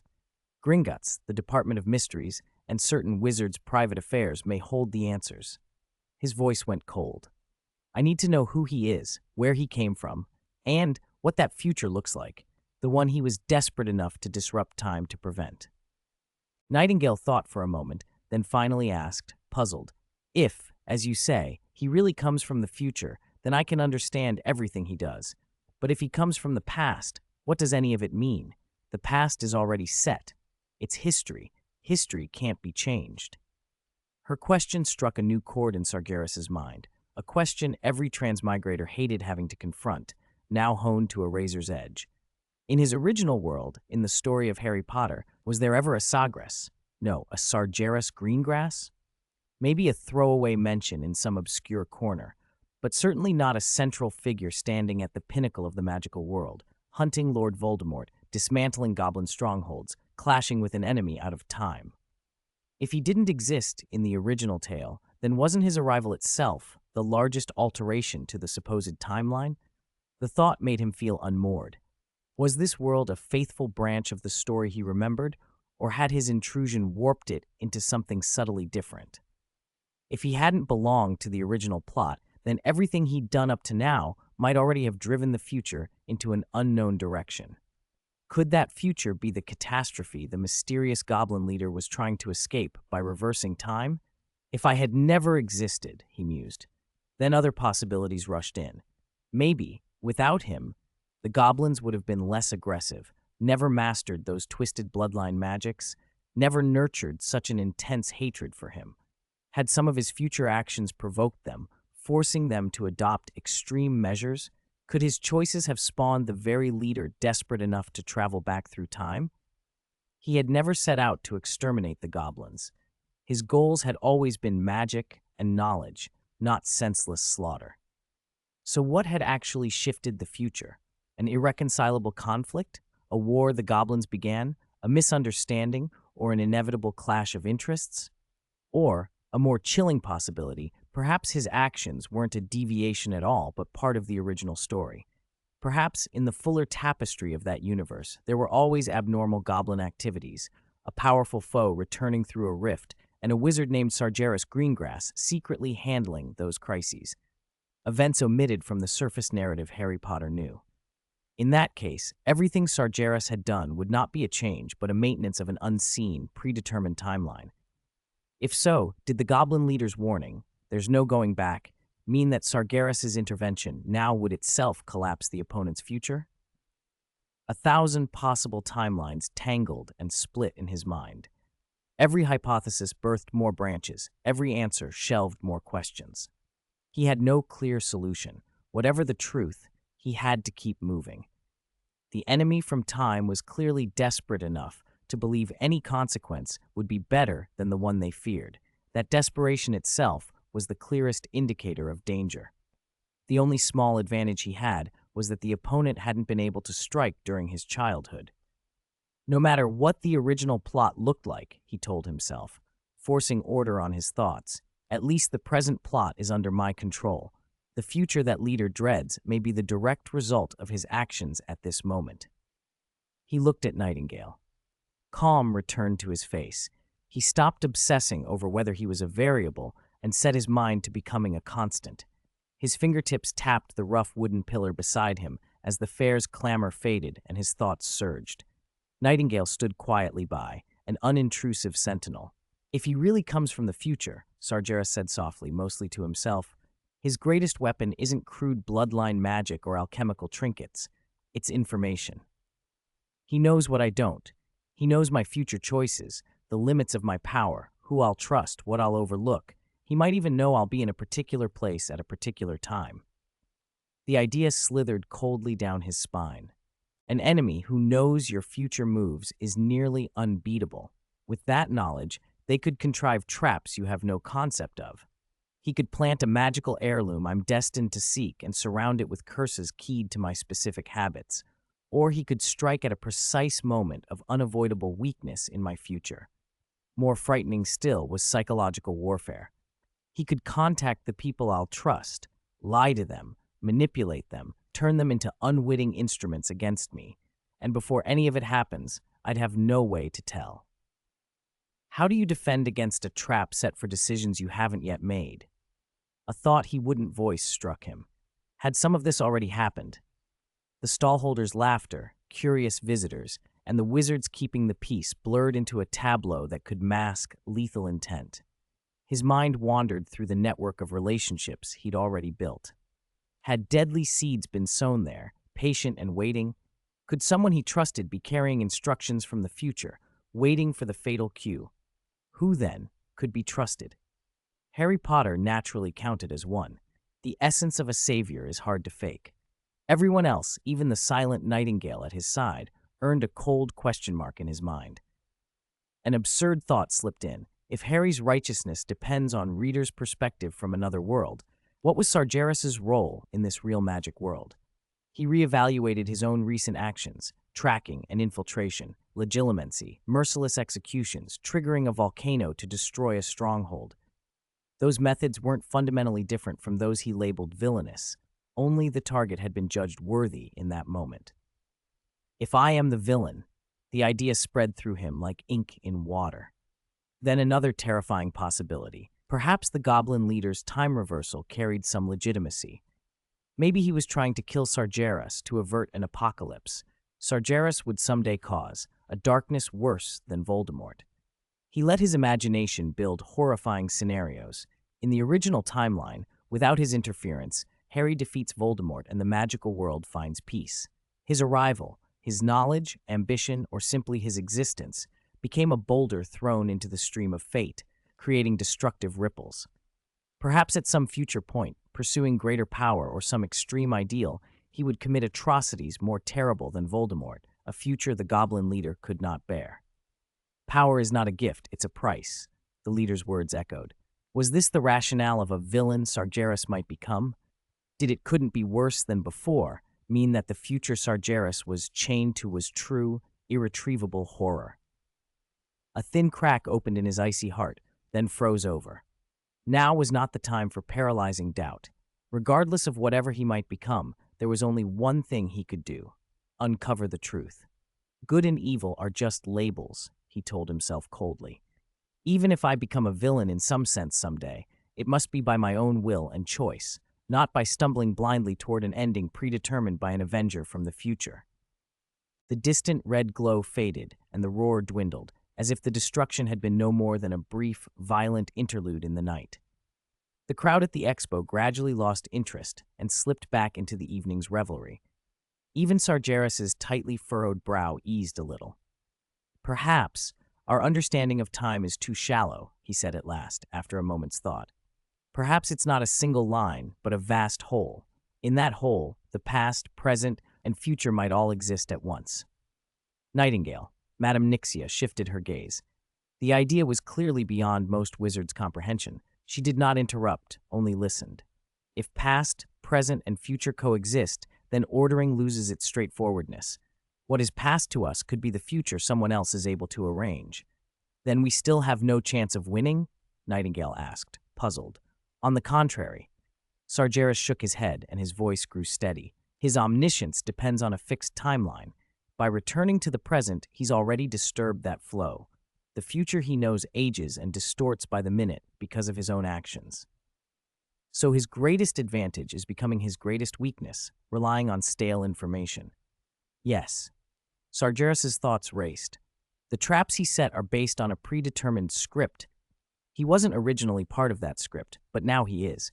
And once I see the script, I won't be constrained to act according to it. So predicting every trap is impossible. His tone remained calm, but his words came faster. I must become unpredictable. For key decisions, I should make choices that seem irrational, choices that break my own character logic or don't maximize benefit, to throw his plans off. Make the future knowledge he depends on miss its mark. And we can turn it around, he continued as his mind clarified. We can leak false information or create illusions that match his expected script to lure him into traps. Since he trusts he knows what's coming, that bait will be irresistible. Most important, Sargeras finished, we must move quickly, before his stored intelligence becomes useless, before he can use that information to find and neutralize us. He inhaled the cool night air, still tainted faintly with sulfur from the volcanic ash. I need to make a list, he told Nightingale. Every magical artifact I know, research directions I might take, and the important people I may contact. Reevaluate them all. What can be exploited? What can be made into a hook? He was about to continue when 3 aurors in dark blue uniforms parted the crowd and walked straight to them. Leading them was a middle-aged witch with her chin high and her lips a thin line. She fixed a sharp, skeptical gaze on Nightingale. Madame Nixia? She asked in a stiff, officious tone.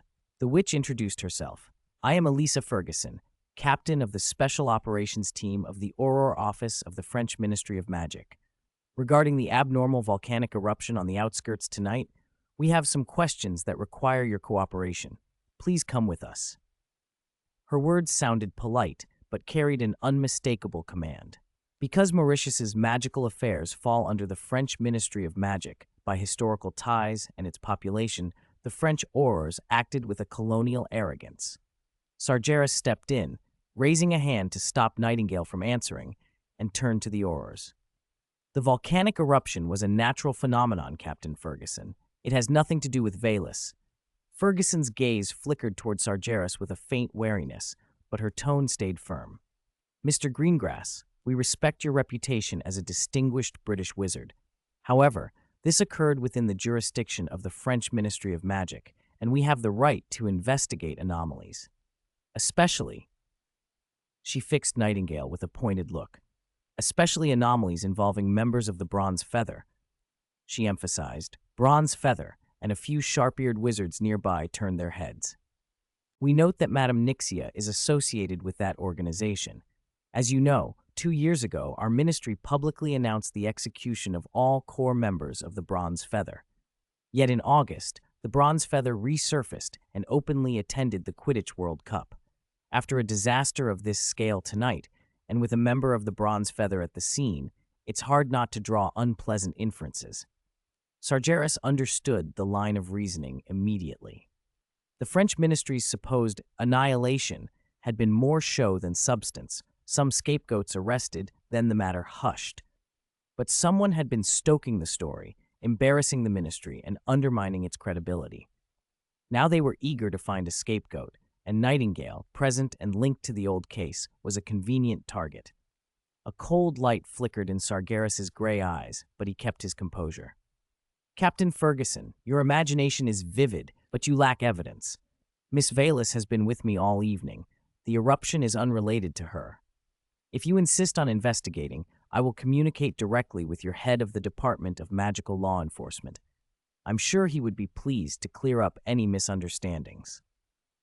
At the mention of the department head, Elisa Ferguson's expression shifted. She hesitated, and for an instant her tone softened, yet she pressed on. Mr. Greengrass, this is routine questioning. We merely require Madame Nixia's cooperation. Just a few clarifications. There's no need, Sargeras cut her off, decisive. If you intend to detain someone, present a formal arrest warrant personally signed by the International Confederation of Wizards or by the Minister for Magic of France. Otherwise, don't waste our time. His bluntness provoked her. Ferguson stepped forward, contained anger slightly stiffening the air. I thought I had shown you enough respect, Mr. Greengrass. Or, should I call you Raven? You may call me Raven, Madame Wren, Sargeras replied without expression. Chapter 313, New Wand. Elisa Ferguson's face went ice-cold at those 2 words. Her altered memories had only just been restored by officials from the Department of Mystery's Memory Hall, and to hear Sargeras mention that codename now felt like ripping open an old wound. She drew a sharp breath and forced out, I must say your schemes are ingenious. Her glare flicked between Sargeras and Nightingale, so ingenious that I and the entire French Ministry of Magic were made a laughingstock. I spent 2.5 years risking my life to infiltrate the Bronze Feather, she continued, voice tight with bitterness. I thought I had earned their core trust, gathered crucial evidence, and led a team to carry out what should have been a flawless purge. And what did it get me? A grim smile twisted her mouth. We only managed to catch a few pawns you intended to abandon from the start, used as decoys so the rest could vanish. And yet I, Elisa Ferguson, was promoted to captain off that outstanding success. Those fools at the ministry even formally invited you. She jabbed a finger at Nightingale. To come teach the new recruits at the Auror office. It wasn't until the Quidditch World Cup, when your people became active again, that we realized what had happened. Her chest heaved. The memory humiliated her. Even more absurd, I only discovered later that my memories from back then, she tapped her temple, had been tampered with by you. Was that to make sure the intelligence I brought back fit the exact picture you wanted us to see? Sargeras watched her vent with complete composure and then spoke slowly, his voice still unshaken. Captain Ferguson, you seem to have some personal feelings about past events. However, you are currently on official business representing the French Ministry of Magic. Apart from the volcanic incident, do you have any other formal charges against Veilis? If not, I suggest you leave and stop disturbing our enjoyment of the exhibition. Ferguson's breathing quickened. Sargeras's dismissive tone lit the fuse of her long-buried fury. Charges? She snapped, her voice growing sharp. Of course, Mr. Greengrass, you and your associates are core members of the internationally wanted organization, Bronze Feather. On that basis alone, I have every right to arrest you. Two aurors flanking her stepped forward, hands at their wands, and the air tightened with tension. The spectators sensed trouble and gave them space. Sagres remained seated in the shadow, unruffled.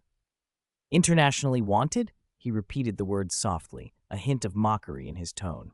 Pursuant to which article of the International Confederation of Wizards? Based on what extradition treaty or cross-border warrant? Captain Ferguson, you're brandishing an expired warrant. Aren't you concerned about the consequences? Sagres Greengrass. Elisa shrieked the name as if it were an accusation. Do you think your influence in Britain lets you act with impunity here? At the same instant, the three of them drew their wands and pointed them at Sagres and Nightingale. Before they could cast, Sagres simply snapped his fingers. The sound was small, but it cut through the air like a blade. What happened next stunned everyone. Elisa's finely carved blackthorn wand warped as if shaped by an invisible hand and became a long foxtail grass. The wand of the auror beside her turned into a gaudily striped peppermint stick and emitted a comical pop. The last auror's wand sagged into a limp, dead snake, its head flopping from his grip. The three aurors stood frozen, staring at their ridiculous replacements. They tried to transfigure them back, to bind the items with restoration charms, but there was no magical connection for them to grasp. Sagres slowly lifted his eyelids and let his gaze sweep over their panic-stricken faces. Captain Ferguson, he said softly, but with a chill that made her spine prickle, I can understand your desire to clear your name, but you should not point your wands at me. He fixed them with a steady look and raised his right hand. In the terrified eyes of the aurors, he merely adjusted his cuff, calm, composed, and intoned evenly, "Don't let it happen again." Then, with the same controlled voice, "Now, you may leave, or if you prefer, you can continue your official duties with these new wands." Muffled snickers broke out among the onlookers. Elisa's face flushed crimson. She stared at Sagres, fury and fear warring in her eyes, but she understood the gap in power was absolute. Through gritted teeth, she spat, "Let's go." Clutching the foxtail grass as if it were a wound, she and her two mortified subordinates fled the scene. As they went, the last trace of courtesy left Sagres' face, replaced by a darker contemplation. He turned to Nightingale, who had stood silent at his side, and asked casually, "Was coming to Mauritius for the exhibition your idea, or was it Madame Maxime's suggestion?" Nightingale hesitated for a moment, then answered plainly, "I wasn't planning to come. Madame Maxime suggested I represent Beauxbatons." Sagres was quiet for a beat, gray eyes narrowing with understanding. "As I thought," he looked back at her. "I just used legilimency on Captain Ferguson. She came tonight because she received an accidental prompt from Madame Maxime beforehand." Nightingale's brow knit. Sagres continued in a measured tone. "It seems our tall headmistress, upon learning of your ties to the bronze feather, and learning that Thunderbird has become principal at Ilvermorny, has grown worried." "Worried?" Nightingale frowned. "That she's afraid you'll covet the post of Beauxbatons' principal?" Sagres nodded. "She's in her prime and unwilling to step down like Principal Fontaine, but she's cautious about the influence you represent. So it's likely she's attempting to use the French ministry to remove you, this potential threat, from Beauxbatons. That would be normal." Nightingale's tone was flat, neither surprised nor angry. "It would be strange if she didn't care." "Indeed," Sagres agreed. "It is natural to have such thoughts." He folded his hands for a moment, then changed the subject. "But she should not have gone about it like this." He turned his gaze back to Nightingale and asked quietly, "So, Valus, do you want to be the principal of Beauxbatons?" Sagres looked at Nightingale and asked, "So, Willis, do you want to be principal of Beauxbatons?" Nightingale barely hesitated, shaking her head. "No, too many trivialities. I don't like it." "Very well." Sagres nodded, a hint of regret crossing his face, then changed the subject. "But since she chose to provoke us, she will have to pay a price. If you won't be principal, be vice principal. At the very least, we need someone in an official position who can legitimately reform Beauxbatons' curriculum." "You want to reform the curriculum?" Nightingale asked, curious. "Exactly." Sagres' expression hardened. "The teaching here is stale, outdated content that should have been revised long ago. The magical world has stagnated like a pool of dead water, and everyone has grown comfortable with it. It's time to inject something genuinely practical. What do you think? He wasn't asking so much as stating a decision. Nightingale looked into his eyes and understood. This was not only retaliation against Madame Maxime, but a necessary step in Sargeras's broader plan. To steer Beauxbatons toward the development he wanted, having Willis Nixia installed as a powerful vice principal charged with curriculum reform was essential. She considered it a moment, then nodded. Yes. Then let's not waste time. Sargeras offered his arm. Let's go have a friendly consultation with Madame Maxime. Nightingale took his arm. In the noisy bustle of the exposition, they vanished. After the brief discomfort of apparition, they emerged into the crisp, cool air of the Pyrenees. The humid tropics were gone, replaced by mountain serenity. Beauxbatons unfolded beneath the moon. Not a gloomy castle, but a range of palaces carved into the mountainside, ivory marble and filigreed metalwork gleaming in the starlight. Broad terraces and manicured gardens stretched out before them. The famous fountain glittered, perfuming the night with a faint floral scent instead of the dust and potion fumes of Hogwarts. Snow-capped peaks traced the horizon, and the whole scene held a fantastical, ethereal beauty. Sargeras had no leisure for sightseeing. He strode through the courtyard with purpose toward the main palace. Beauxbatons' wards might have been formidable to others, but to him they were negligible. He triggered no alarms and reached the gilded door of Madame Maxime's private parlor as if he owned the place. The door slid open silently. He didn't even knock.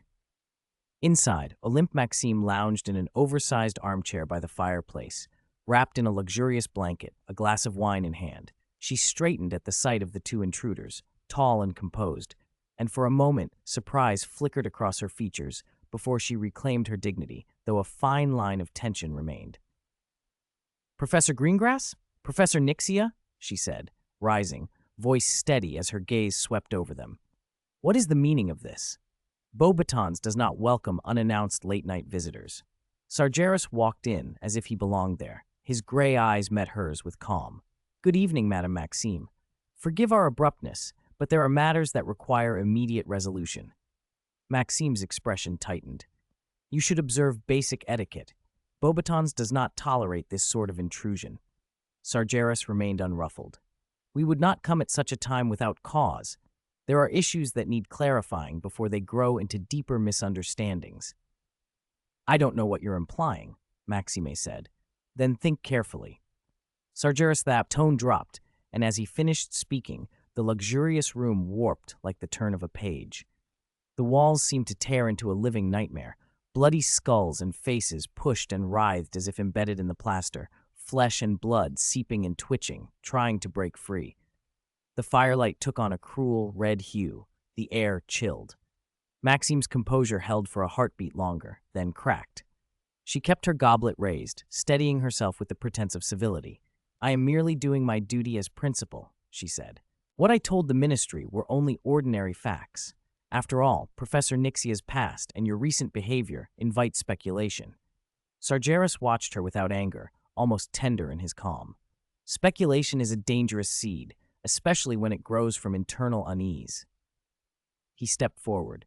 "For instance, the worry that a talented colleague, like Ilvermorny's Thunderbird, might aim for a loftier post." Maxime's hand trembled around the stem of the glass. "My leadership of Beauxbatons rests on the board's trust and my years of service. I do not fear legitimate competition." "I do not question your contributions," Sargeras said quietly. "Willis has no desire to displace you as principal. But for the school's future, having Willis Nixia as vice principal with full responsibility for curriculum reform will greatly enhance Beauxbatons' competitiveness." "That's impossible," Maxime snapped, the volume of her voice rising. "Appointing a vice principal requires procedure. Curriculum reform is not a thing to be entrusted on a whim. I cannot hand over the school's future to." Sargeras interrupted, his voice even. "Madame Maxime, this is not a negotiation. This is our decision." Maxime drew a deep breath, set her wine down, and reached for her wand. Her hand closed around something cold and heavy, then stopped. Sargeras' gaze flicked to the armchair at her side, the one shaped to accommodate her towering frame. In that instant, the blanket twisted. The figure under it did not stir.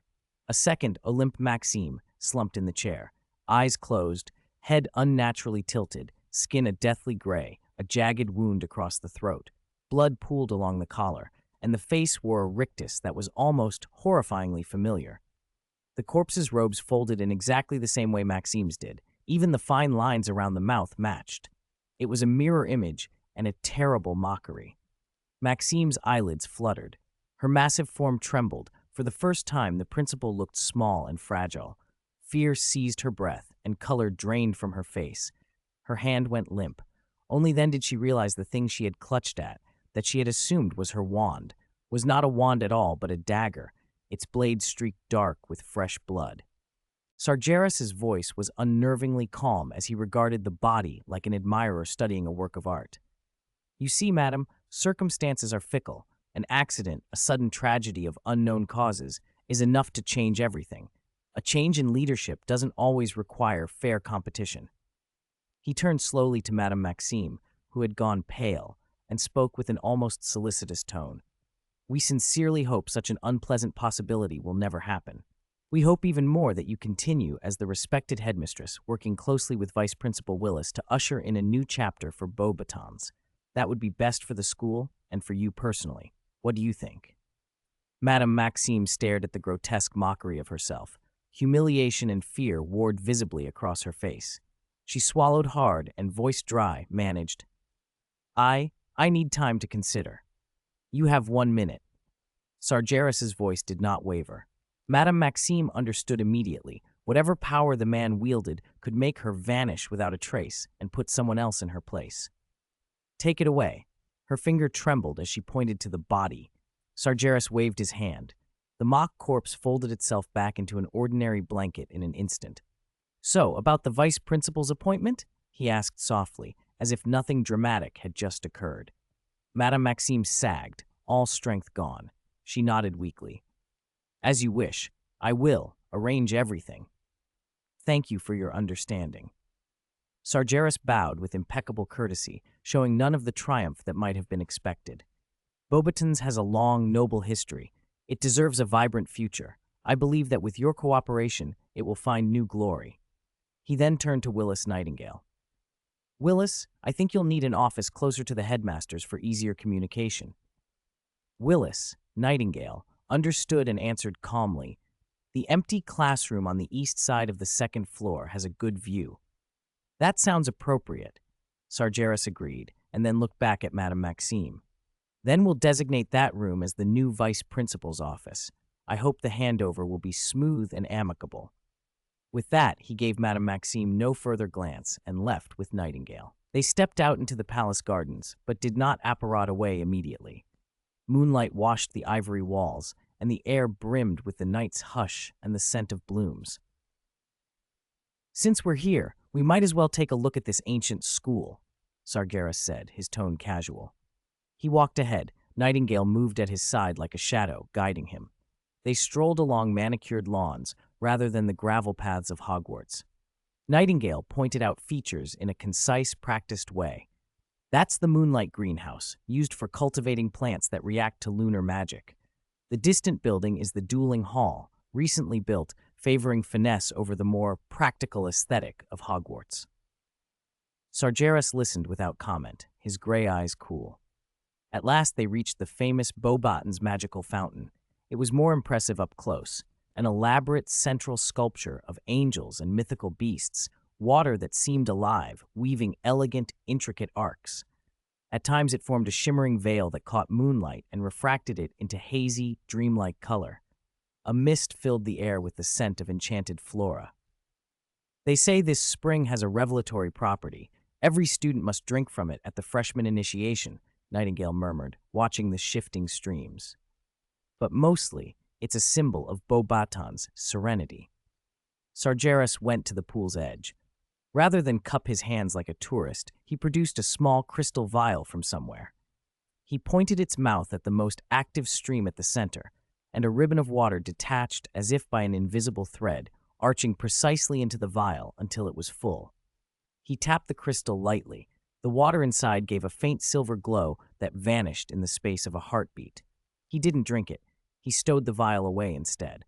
"Symbolism outweighs utility," he said without looking back as he slipped the vial away. but it's a nice finishing touch, much preferable to Hogwarts's gurgling drainage systems. He let his gaze sweep the palace complex, the snow-capped mountains silhouetted beyond. The layout is decent, and the heritage is strong, but their obsession with formal beauty has often held them back. Nightingale nodded. She understood the critique. Beauxbaton's elegance could be a restraint rather than a strength. Sargeras's voice dropped, low as the night breeze through the hedges. Elegance and tradition deserve respect, but the vitality of magic comes from pushing into the unknown and breaking existing boundaries. Stagnant beauty becomes a museum piece. His gray eyes seemed to deepen in the moonlight as he turned to Nightingale. I've said it before, the magical world needs a revolution, a surge of new ideas. I have many conjectures about the nature of magic, about deeper links between magic and matter, even about whether a magic net exists that could support and connect all wizards. A magic net? Nightingale repeated softly. The term was unfamiliar, intriguing. Just a hypothesis, Sargeras said. He didn't elaborate, but the notion was provocative enough. Research needs time, countless experiments, and verification. My energy is limited. We need implementers and pioneers. Schools like Beauxbaton's should be the cradles for such talent. He paused, gathering his thoughts. Curriculum reform must be the first step, not to produce more skilled casters, but to train people who understand magic's underlying logic, who have independent research ability and inventive minds. They should drive the development of charms, potions, alchemy, even magical theory, rather than retrace their predecessors' footsteps. That, however, requires a new foundation of knowledge. In the coming years, I will take time to write several foundational textbooks to underpin the new curriculum, Sargeras continued. He looked directly at Nightingale, his tone carrying a clear charge. Your task is to secure a foothold in Beauxbaton's. Observe and wait. For now, keep a low profile. Don't rush into radical changes that would provoke the traditionalists. Learn how the school operates, the faculty's backgrounds, the students' aptitudes. When I've prepared those initial texts and a more complete plan, you can begin infiltration. Start with elective courses to attract students with curiosity and potential. What we plant now should be seeds, not transplanted trees, he said. When those seeds sprout and demonstrate power beyond the old system, change will follow naturally. Nightingale listened, committing every word to memory. I'll be ready, she answered, short and resolute. Sargeras cast one last glance at the fountain as it traced its elegant arcs in the moonlight. I must go. I have many experiments to do, he said, and then he left. Chapter 316, Hair-pulling and fighting, life at Hogwarts went on as usual. Student chatter echoing through stone corridors, the soft hum of magic threading the castle. Sargeras kept to his duties as a professor, but in his free hours he preferred his office. He had just returned from teaching apparition when he noticed Loquetus perched listlessly. The usually immaculate raven looked disheveled, black feathers mussed, a couple of tail feathers sticking out at odd angles. Sargeras's gray eyes narrowed. He stepped over, not with immediate coddling, but with calm curiosity. What happened? Loquetus looked guilty, hunched his neck, let out a few short, muffled caws, and pointed his beak toward the ceiling where the headmaster's office lay. Sargeras understood instantly. Fawkes? You two had a scrap? He watched the raven for a moment longer. I suppose you started it? Loquetus tilted his head, tried to rub against his master's hand, but Sargeras pulled away in time. The raven gave a slightly annoyed caw, then lowered his head and began preening the ruffled feathers on his chest. Sargeras pressed on. And the exchange? Did you use that ability? Did you change size? Loquetus had the magic to alter his size, a handy trick in a fight. He shook his head, meaning he hadn't. Though still a little untidy, he puffed out his chest and spread his wings to show his current size, then made an assertive forward-pecking motion, as if to say he'd challenged Fawkes fair and square at his normal size. Sargeras made a soft, inscrutable humph. A polite knock sounded at the office door. Sargeras looked up, but did not seem surprised. He opened it a crack, and Albus Dumbledore stepped in, his blue eyes twinkling behind half-moon spectacles, a faint, helpless smile tugging at his mouth. Good afternoon, Sargeras. I hope I'm not interrupting. Good evening. Headmaster, please come in. Sargeras stepped aside. Dumbledore's glance swept over the ruffled Locatus, and his smile widened minutely. It seems the little misunderstanding between your two feathered companions has reached me. Fawkes was rather agitated when he returned. The implication was clear. Your raven provoked my phoenix. Sargeras kept his face impassive. Locatus has been a bit irritable lately. I'll do my best to keep him restrained and reduce his disturbances to Fawkes. He had neatly softened provocation into disturbance, taking a measure of responsibility without admitting guilt. Dumbledore regarded him for a beat, but didn't push. Ah, magical creatures have personalities of their own. As long as they don't turn the castle towers into a duel ring, a few minor scrapes are harmless. I'll leave you to it. When Dumbledore left and the door closed behind him, Sargeras turned back to Locatus. For the first time, a faint, complicated expression crossed his face. He reached out, gently pinched a bent flight feather, and with a small flick of magic, smoothed it back into place. In a tone more like instruction than scolding, he whispered to the raven, "Listen, next time you communicate with Fawkes, winning or losing isn't the point. Try to pluck a few of his feathers while you have the chance." Locatus's dark eyes followed him, as if memorizing the order, then he gave Sargeras a quick, understanding peck on the finger. Sargeras walked over to the experimental table and looked at the specially made box of Diracol feathers. "Come," he said simply. The raven flew down to the experimental platform, watching Sargeras closely. The procedure was delicate and intricate, the same exacting work as before. The adjustments and enchantments ran on for hours. Gradually, the light of the magic circle dimmed. Locatus looked tired, but some of his wing feathers now shone with a subtle, mercury-like sheen. "How do you feel?" Sargeras asked, checking the raven's magical fluctuations with detection charms. Locatus flapped his wings and answered with a confused caw. Sargeras raised an eyebrow. "We'll need to do an ability test." He swept the central area clear with a wand motion. "First, basic spatial traversal. From the perch to my desk, about 3 meters. Locatus focused. His wing feathers gave off a faint glow. With a soft pop, his outline blurred, and he was suddenly landing smoothly at the far end of the desk. Short distance, but genuine instantaneous teleportation. Sargeras scribbled a note on a parchment. Brief focusing signs prior to casting. Slight spatial fluctuations. He smiled with just a hint of satisfaction. "Very good. Now shrink and try the top of the bookcase." The raven shrank rapidly to the size of a hornet and attempted the teleport again. A silver flash, and he was perched atop the high bookcase. The transit had been even smoother and seemed to require less energy at the reduced size. "Interesting," Sargeras mused. "Reducing size seems to lower resistance and the magical cost of spatial traversal." Next, they went to the astronomy tower.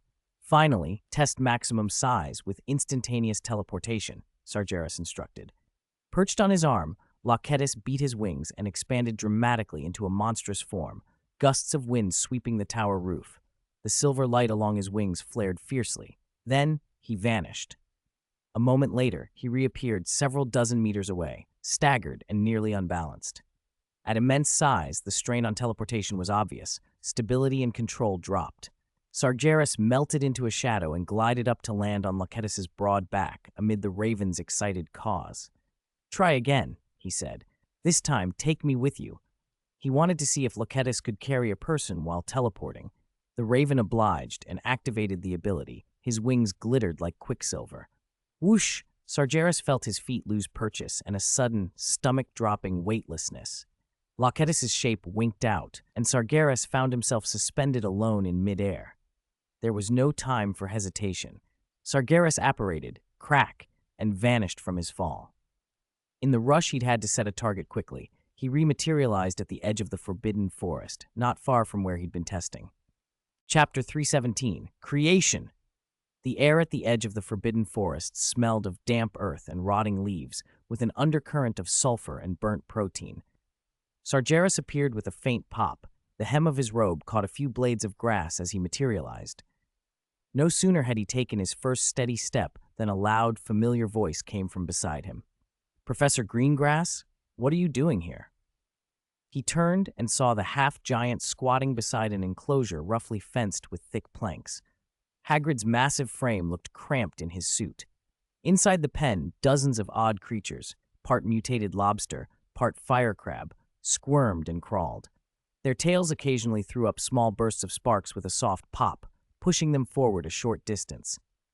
"Good evening, Hagrid," Sargeras said with his usual composure, as though appearing at the edge of the forest were the most ordinary thing in the world. "Just taking care of some personal business. What are these?" Hagrid's face lit up with pride. "Oh, these are my little darlings, blast-ended scroots." "Blast-ended scroots," Sargeras repeated, frowning. The name meant nothing to him, but Hagrid was already prattling on with obvious delight. "Yes, blast-ended scroots. That's what I called 'em. Fits, doesn't it?" He beamed. "I've been feeding 'em a special mix, and they're growing so fast. Look at the biggest one. Might be as big as a pony one day." Hagrid chattered about breeding techniques, while Sargeras's brow deepened. He listened for a few moments. Then, at the precise instant Hagrid bent to scoop up a scroot that was trying to escape, Sargeras stepped back a half pace. To anyone watching, he appeared attentive to Hagrid's talk. In reality, he had already linked into Locetus's vision. What he saw made his calm eyes flicker. Through Locetus's perspective, the world was not the dusky edge of the Forbidden Forest, but an open hillside dotted with low shrubs and tundra, clearly not inside the forest but well beyond it, to the wilderness north of Hogsmeade. The teleportation had carried Locetus far further than expected. "Return," Sargeras ordered succinctly, sending both a command and his own location through the link. He placated Hagrid with a polite smile.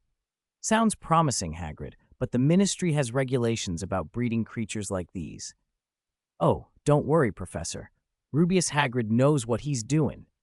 Hagrid thumped his chest. Sargeras said nothing. He did not believe for a moment that Hagrid fully understood the risks.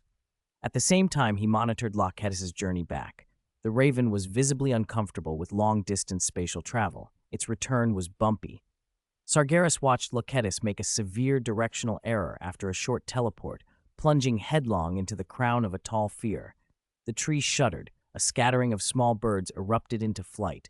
The Raven struggled free, feathers in disarray, shaking its head as if dazed. In the brief window before its next teleportation, Sargeras even saw it snatch a fat pine beetle from a branch and swallow it whole, an odd, instinctive act. That small, animalistic meal narrowed Sargeras's eyes. The former Locetus would never have eaten something like that. Eventually, with more effort and time than one would expect, Locetus reappeared, and not cleanly. It landed, askew on a branch above Sargeras, spatial energies crackling. A few tiny needles clung to its feathers. "So you see, they're really quite tame," Hagrid concluded his promotional speech at last. "Ain't they something? Very impressive, Hagrid." Sargeras gave an appropriate nod. "But I must return to my work. Enjoy your weekend with your little darlings." He turned toward the castle. Locetus flapped warily and landed on his raised arm. As Sargeras picked pine needles from the raven's feathers, he ran a quick assessment in his mind. Immense potential, but severely unstable and poorly controlled. Long-distance travel induced directional confusion. The bloodline grafting had altered the host's original instincts. The raven's beetle snack was telling, an Occamy's predatory habit surfacing in a bird's body. "You need more systematic training to stabilize and extend the range," he murmured, addressing Locetus as much as himself. "Start with precise teleportation to fixed points." "Caw," the raven replied, somewhat blankly. Despite the hiccups, Locetus had gained spatial travel. Combined with an Occamy's shape-shifting, that ability could be tactically invaluable. But the grafting was imperfect, and Sargeras knew he must not let such animal instincts take hold in himself. The experiment could not be used carelessly. Passing the greenhouses, he saw a familiar trio, Harry Potter, Ron Weasley, and Hermione Granger, walking together. Hermione's face shone with the nervous, proud excitement of someone about to unveil a secret. She tugged the others toward Hagrid's hut as if she could hardly contain herself. "Hey, wait, Hermione, what are you going to show us?" Ron asked, peering at her wand. Hermione's eyes glittered. "I've been researching this in secret since the end of last term," she whispered. "And only recently, I think I've had a little success." Harry leaned forward, curious. "Researching what? Another endless essay?" "No, Harry," Hermione corrected him, pleased. "A spell, something that's not in any book." 318. Sarge, danger! Ron's mouth fell open. "What did you say?" New spell? You could say that, Hermione said, her voice both excited and measured. More accurately, it's a kind of magic I've been trying to combine and improve, something with a more active defensive effect. She lifted her wand and aimed at a large rock not far away. Watch closely. I'll only do it once. It's still unstable. She concentrated. Her wand trembled in a complicated way as she mouthed an unfamiliar, oddly syllabic incantation Harry and Ron had never heard. A sharp, bright blue light shot from the tip of her wand, not in a straight beam or an arc like ordinary spells, but like a twisted bolt of electricity that crackled as it struck the rock with a violent impact. The rock didn't explode. It split open from the inside with a dull, resonant thud. A wide gash blackened the interior, and a faint red glow pulsed from within the fissure. Harry stared at the smoking stone, then at Hermione, admiration wiping across his face. Merlin's beard, Hermione. This is incredible. He was speechless, stunned by what his friend had just done. Ron, however, went pale. He took a hesitant step back, looking as though Hermione had pointed a venomous serpent at them. Hermione, he practically shouted, panic breaking into his voice. Are you insane? Do you even know what you're doing? Inventing your own spells. This is dangerous. People could get killed. Bill told us at the World Cup about accidents during magical experiments. Limbs lost. He shuddered, unable to finish, staring as if she'd gone mad. Hermione looked both embarrassed and annoyed. She sheathed her wand and defended herself. Of course I know it's dangerous, Ron. I did all the calculations. I researched tirelessly. I've gone through almost every book on spell theory and ancient runes. I was careful. This isn't a matter of being careful, Ron cut in, still trembling. It's unknown magic. What if it goes wrong? What if it backfires? You could blow yourself up. Hermione bristled. That's why I've only practiced it in dueling arenas so far. At that moment, Sagres stepped out from behind the rock. His gaze lingered on the charred split in the stone before sweeping toward the arguing students. The three of them froze, Hermione paling as panic flashed across her face. Getting caught by a professor for using unauthorized, highly destructive, self-created magic was no small thing. Sagres, who in some ways was a mentor on this path, did not immediately scold them. He walked forward slowly and examined the torn rock with the clinical eye of someone used to seeing magic's effects. A highly impactful effect, Miss Granger, he said calmly. The way the magical energy is condensed and released shows an extraordinary conception. It seems your understanding of the energy conversion principles in ancient runes has already surpassed the Newt curriculum. Hermione blinked, surprised to hear something that sounded like praise. Her cheeks warmed and she clutched her wand, answering, "Thank you, Professor. I've researched a lot." But Sagres' tone shifted. It grew cold and sharp, as if his words had weight. Your judgment is far inferior to your intelligence. He pointed toward the rock, his voice low but seeming to harden the air around them. Tell me, Miss Granger, if what stood there a moment ago had not been a rock but a classmate disguised with a magic item or a disillusionment charm, what consequences would your highly impactful new magic have had? Harry, Ron, and Hermione exchanged a collective intake of breath as they looked at the charred rock and imagined, in horror, what might have been a person. Ron went even paler. Sagres continued without waiting for an answer. In the arena, protective enchantments mitigate powerful spells within the rules, but they are not omnipotent, especially not against a brand new form of energy whose creator does not yet fully understand it. What you consider safe may be a mere fluke. He looked at them with professional severity. Magic is never a toy. Creating magic is a thornier, more dangerous road. Behind every mature spell that has survived to the present are countless failures, and sometimes lives lost. Do you understand? They nodded quickly. Ron muttered, I told you it was dangerous. Hermione bent her head, saying nothing. Sagres' voice softened, losing some of its severity. That does not mean we should stop exploring out of fear. His gaze returned to Hermione, now containing something like approval. Fear of the unknown is instinctive. Overcoming instinct and mastering the unknown with reason, that is where our true power lies. Your talent deserves encouragement, Miss Granger, but you must match it with responsibility and control. A true spellwright is not only the source of inspiration, but a manager of risks and an assessor of ethics. Before you make a spell shine again, first ensure it won't burn you or those around you. That requires not just skill, but maturity. He studied Hermione's pale face before resuming his usual composed tone. Miss Granger, for your disregard of school rules, specifically using high-risk magic on school grounds, Gryffindor will lose 10 points. Hermione's shoulders slumped. Harry and Ron looked equally dismayed. A points deduction was unpleasant, especially for something like this. Sargeras, however, did not stop at punishment. That said, he went on, your talent shouldn't be buried. It should be guided. He fixed Hermione with a direct look. What you demonstrated, while its core structure is simple, contains an idea of magical energy transformation that suggests potential beyond the ordinary. Working alone will not suffice, especially with creations this unstable. He paused, then said plainly, if you truly want to refine this, and not merely stage dangerous displays, consult Professor Flitwick. Hermione's eyes lit at the name. Sargeras continued, he is a recognized authority in spell theory, in precision and stabilizing magical power. Present him with your ideas, confess your attempts, and listen humbly. Under his supervision, you might forge this spark into a useful tool rather than a potential disaster. A flicker of hope and excitement returned to Hermione's face.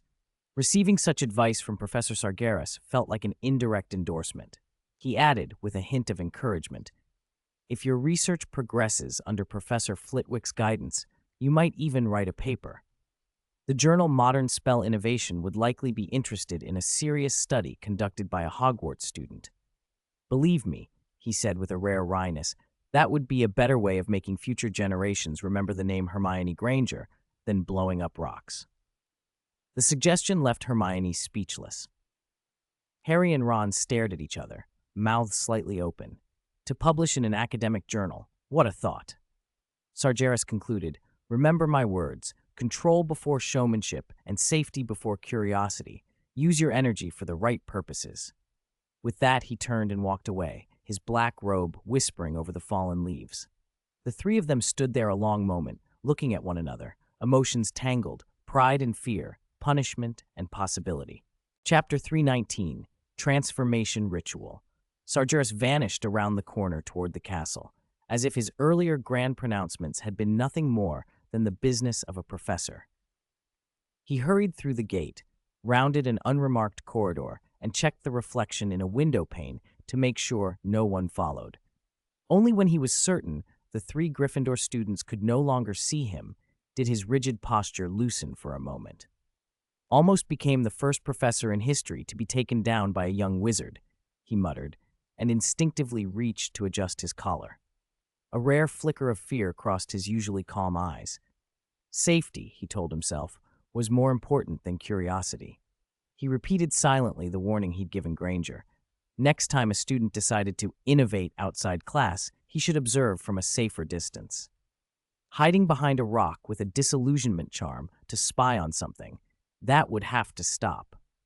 At the safe house, the Bronze Feather meeting had already been in session for some time.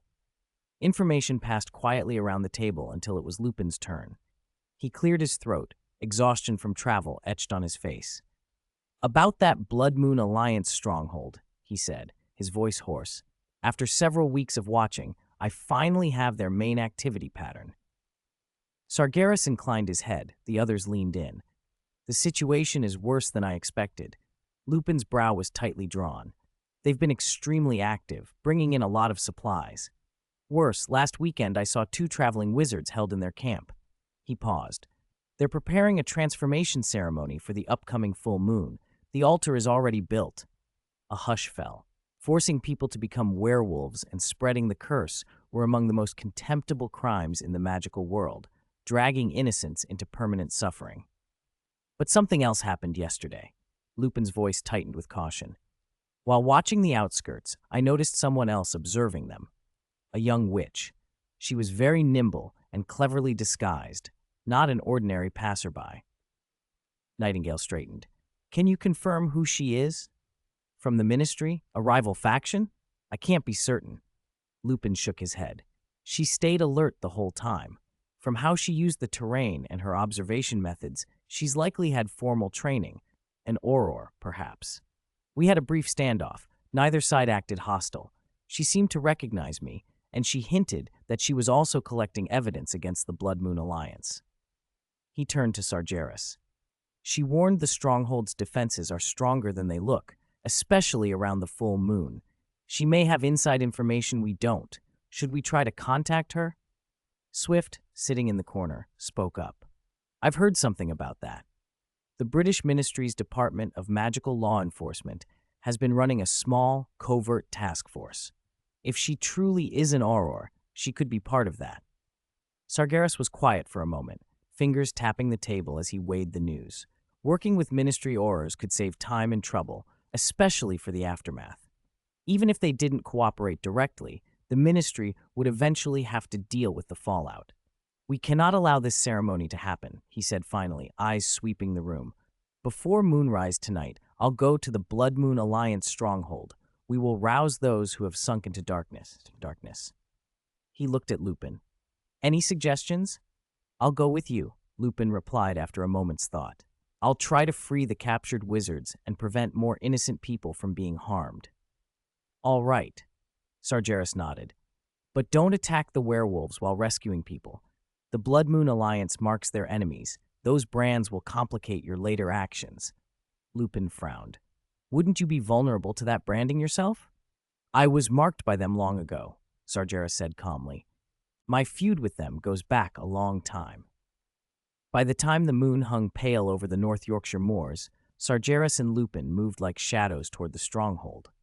The place was an abandoned stone circle on a rise, rough pillars making grotesque silhouettes. In the center stood an altar roughly hewn from black rock and bones, stained dark and giving off a metallic, rotten tang.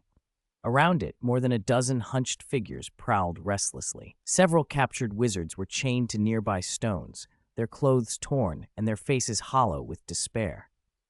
Beyond them, half-man, half-wolf sentries patrolled the perimeter, convinced that in such a desolate spot the eve of the full moon would bring no threat. Werewolves normally could not change at will.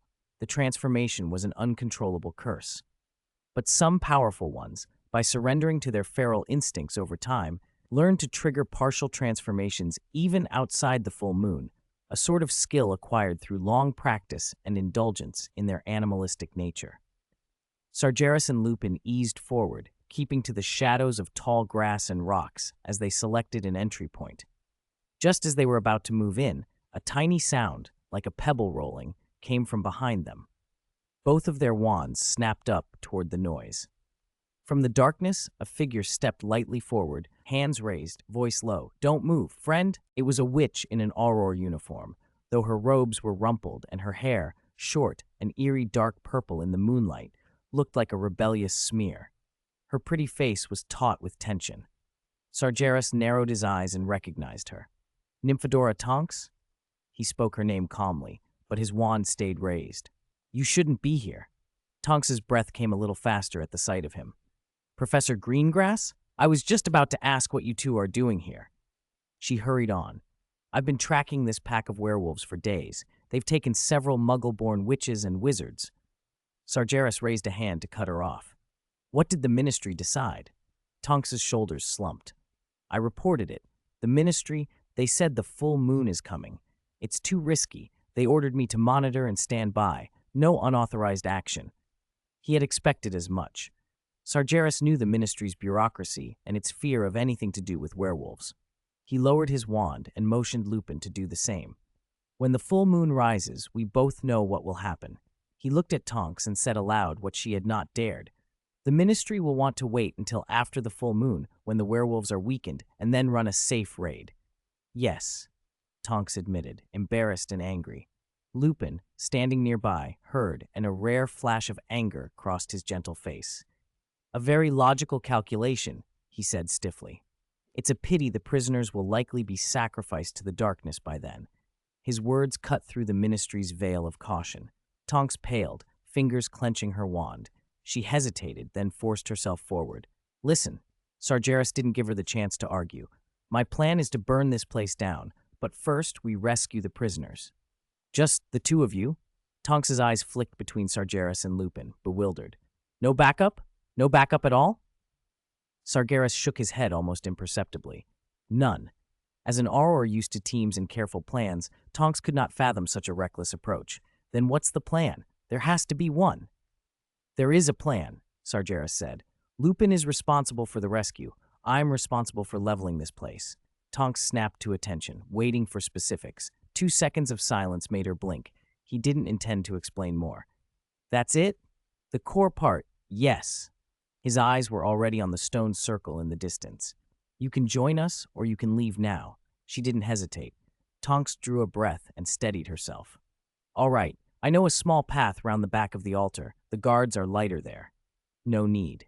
Sargeras's voice was flat. Your task is to rescue people. Once you have them, withdraw immediately. Wait, Tonks grabbed his sleeve. Apparition. I can only take one person at a time. There are 1, 2, 3, 4, 5 on the altar. How many can Lupin take? How do we get them all out? Sargeras didn't answer with words. He snapped his fingers. A raven appeared in a blink, settling on his shoulder, its black feathers catching the moon, an uncanny sheen about it. Tonks flinched. Is that a phoenix? She blurted. It's not a phoenix, Sargeras said evenly. It will take you all. Before he finished, the bird, Cruciatus, flapped and moved to land on Tonks's shoulder. Sargeras raised his wand. A palpable wave of magic rolled out from him like an invisible dome, instant and absolute. The stone circle was sealed. Apparition and other escape magics were cut off. No one could vanish out of it. Then he spoke another spell. Wall of Flame. 2 towering curtains of fire sprang up on either side of them, roaring forward like living walls and closing to encircle the camp in a ring of fire. The blaze lit the wasteland and showed the werewolves' faces, contorted with panic. They dared not cross the flames. Tonks and Lupin stared for a heartbeat, stunned by the display. Cruciatus flapped again and streaked toward the altar, growing as it flew. Wings unfurled until the raven's shadow swallowed the moon. By the time it hovered above the altar, it had become a colossal jet-black beast blotting the sky. Its beak opened like a sickle, and with a single bite, it crushed the nearest werewolf, bones snapping with a sickening crack. Sargeras' voice was steady. What are you waiting for? Lupin and Tonks recovered and ran. They reached the altar and began the rescue with practiced efficiency. Renervate, they cried, reviving the unconscious captives and snapping open chains. They hauled the weak survivors to their feet and urged them toward the raven, eyes flicking constantly to the enormous black shape that now dominated the firelit sky. 3 werewolves tried to fight back at the altar, but against Cruciatus' absolute power, their resistance was paper-thin. They were cut down instantly. Another, attempting to slip through the flames, was consumed in an instant, a scream abruptly silenced. Let's go, Lupin barked. Supporting the rescued, he and Tonks sprinted toward the waiting raven. Cruciatus dipped its massive head, its dark eyes empty of mercy, and offered its broad, shadowed back as a path to safety.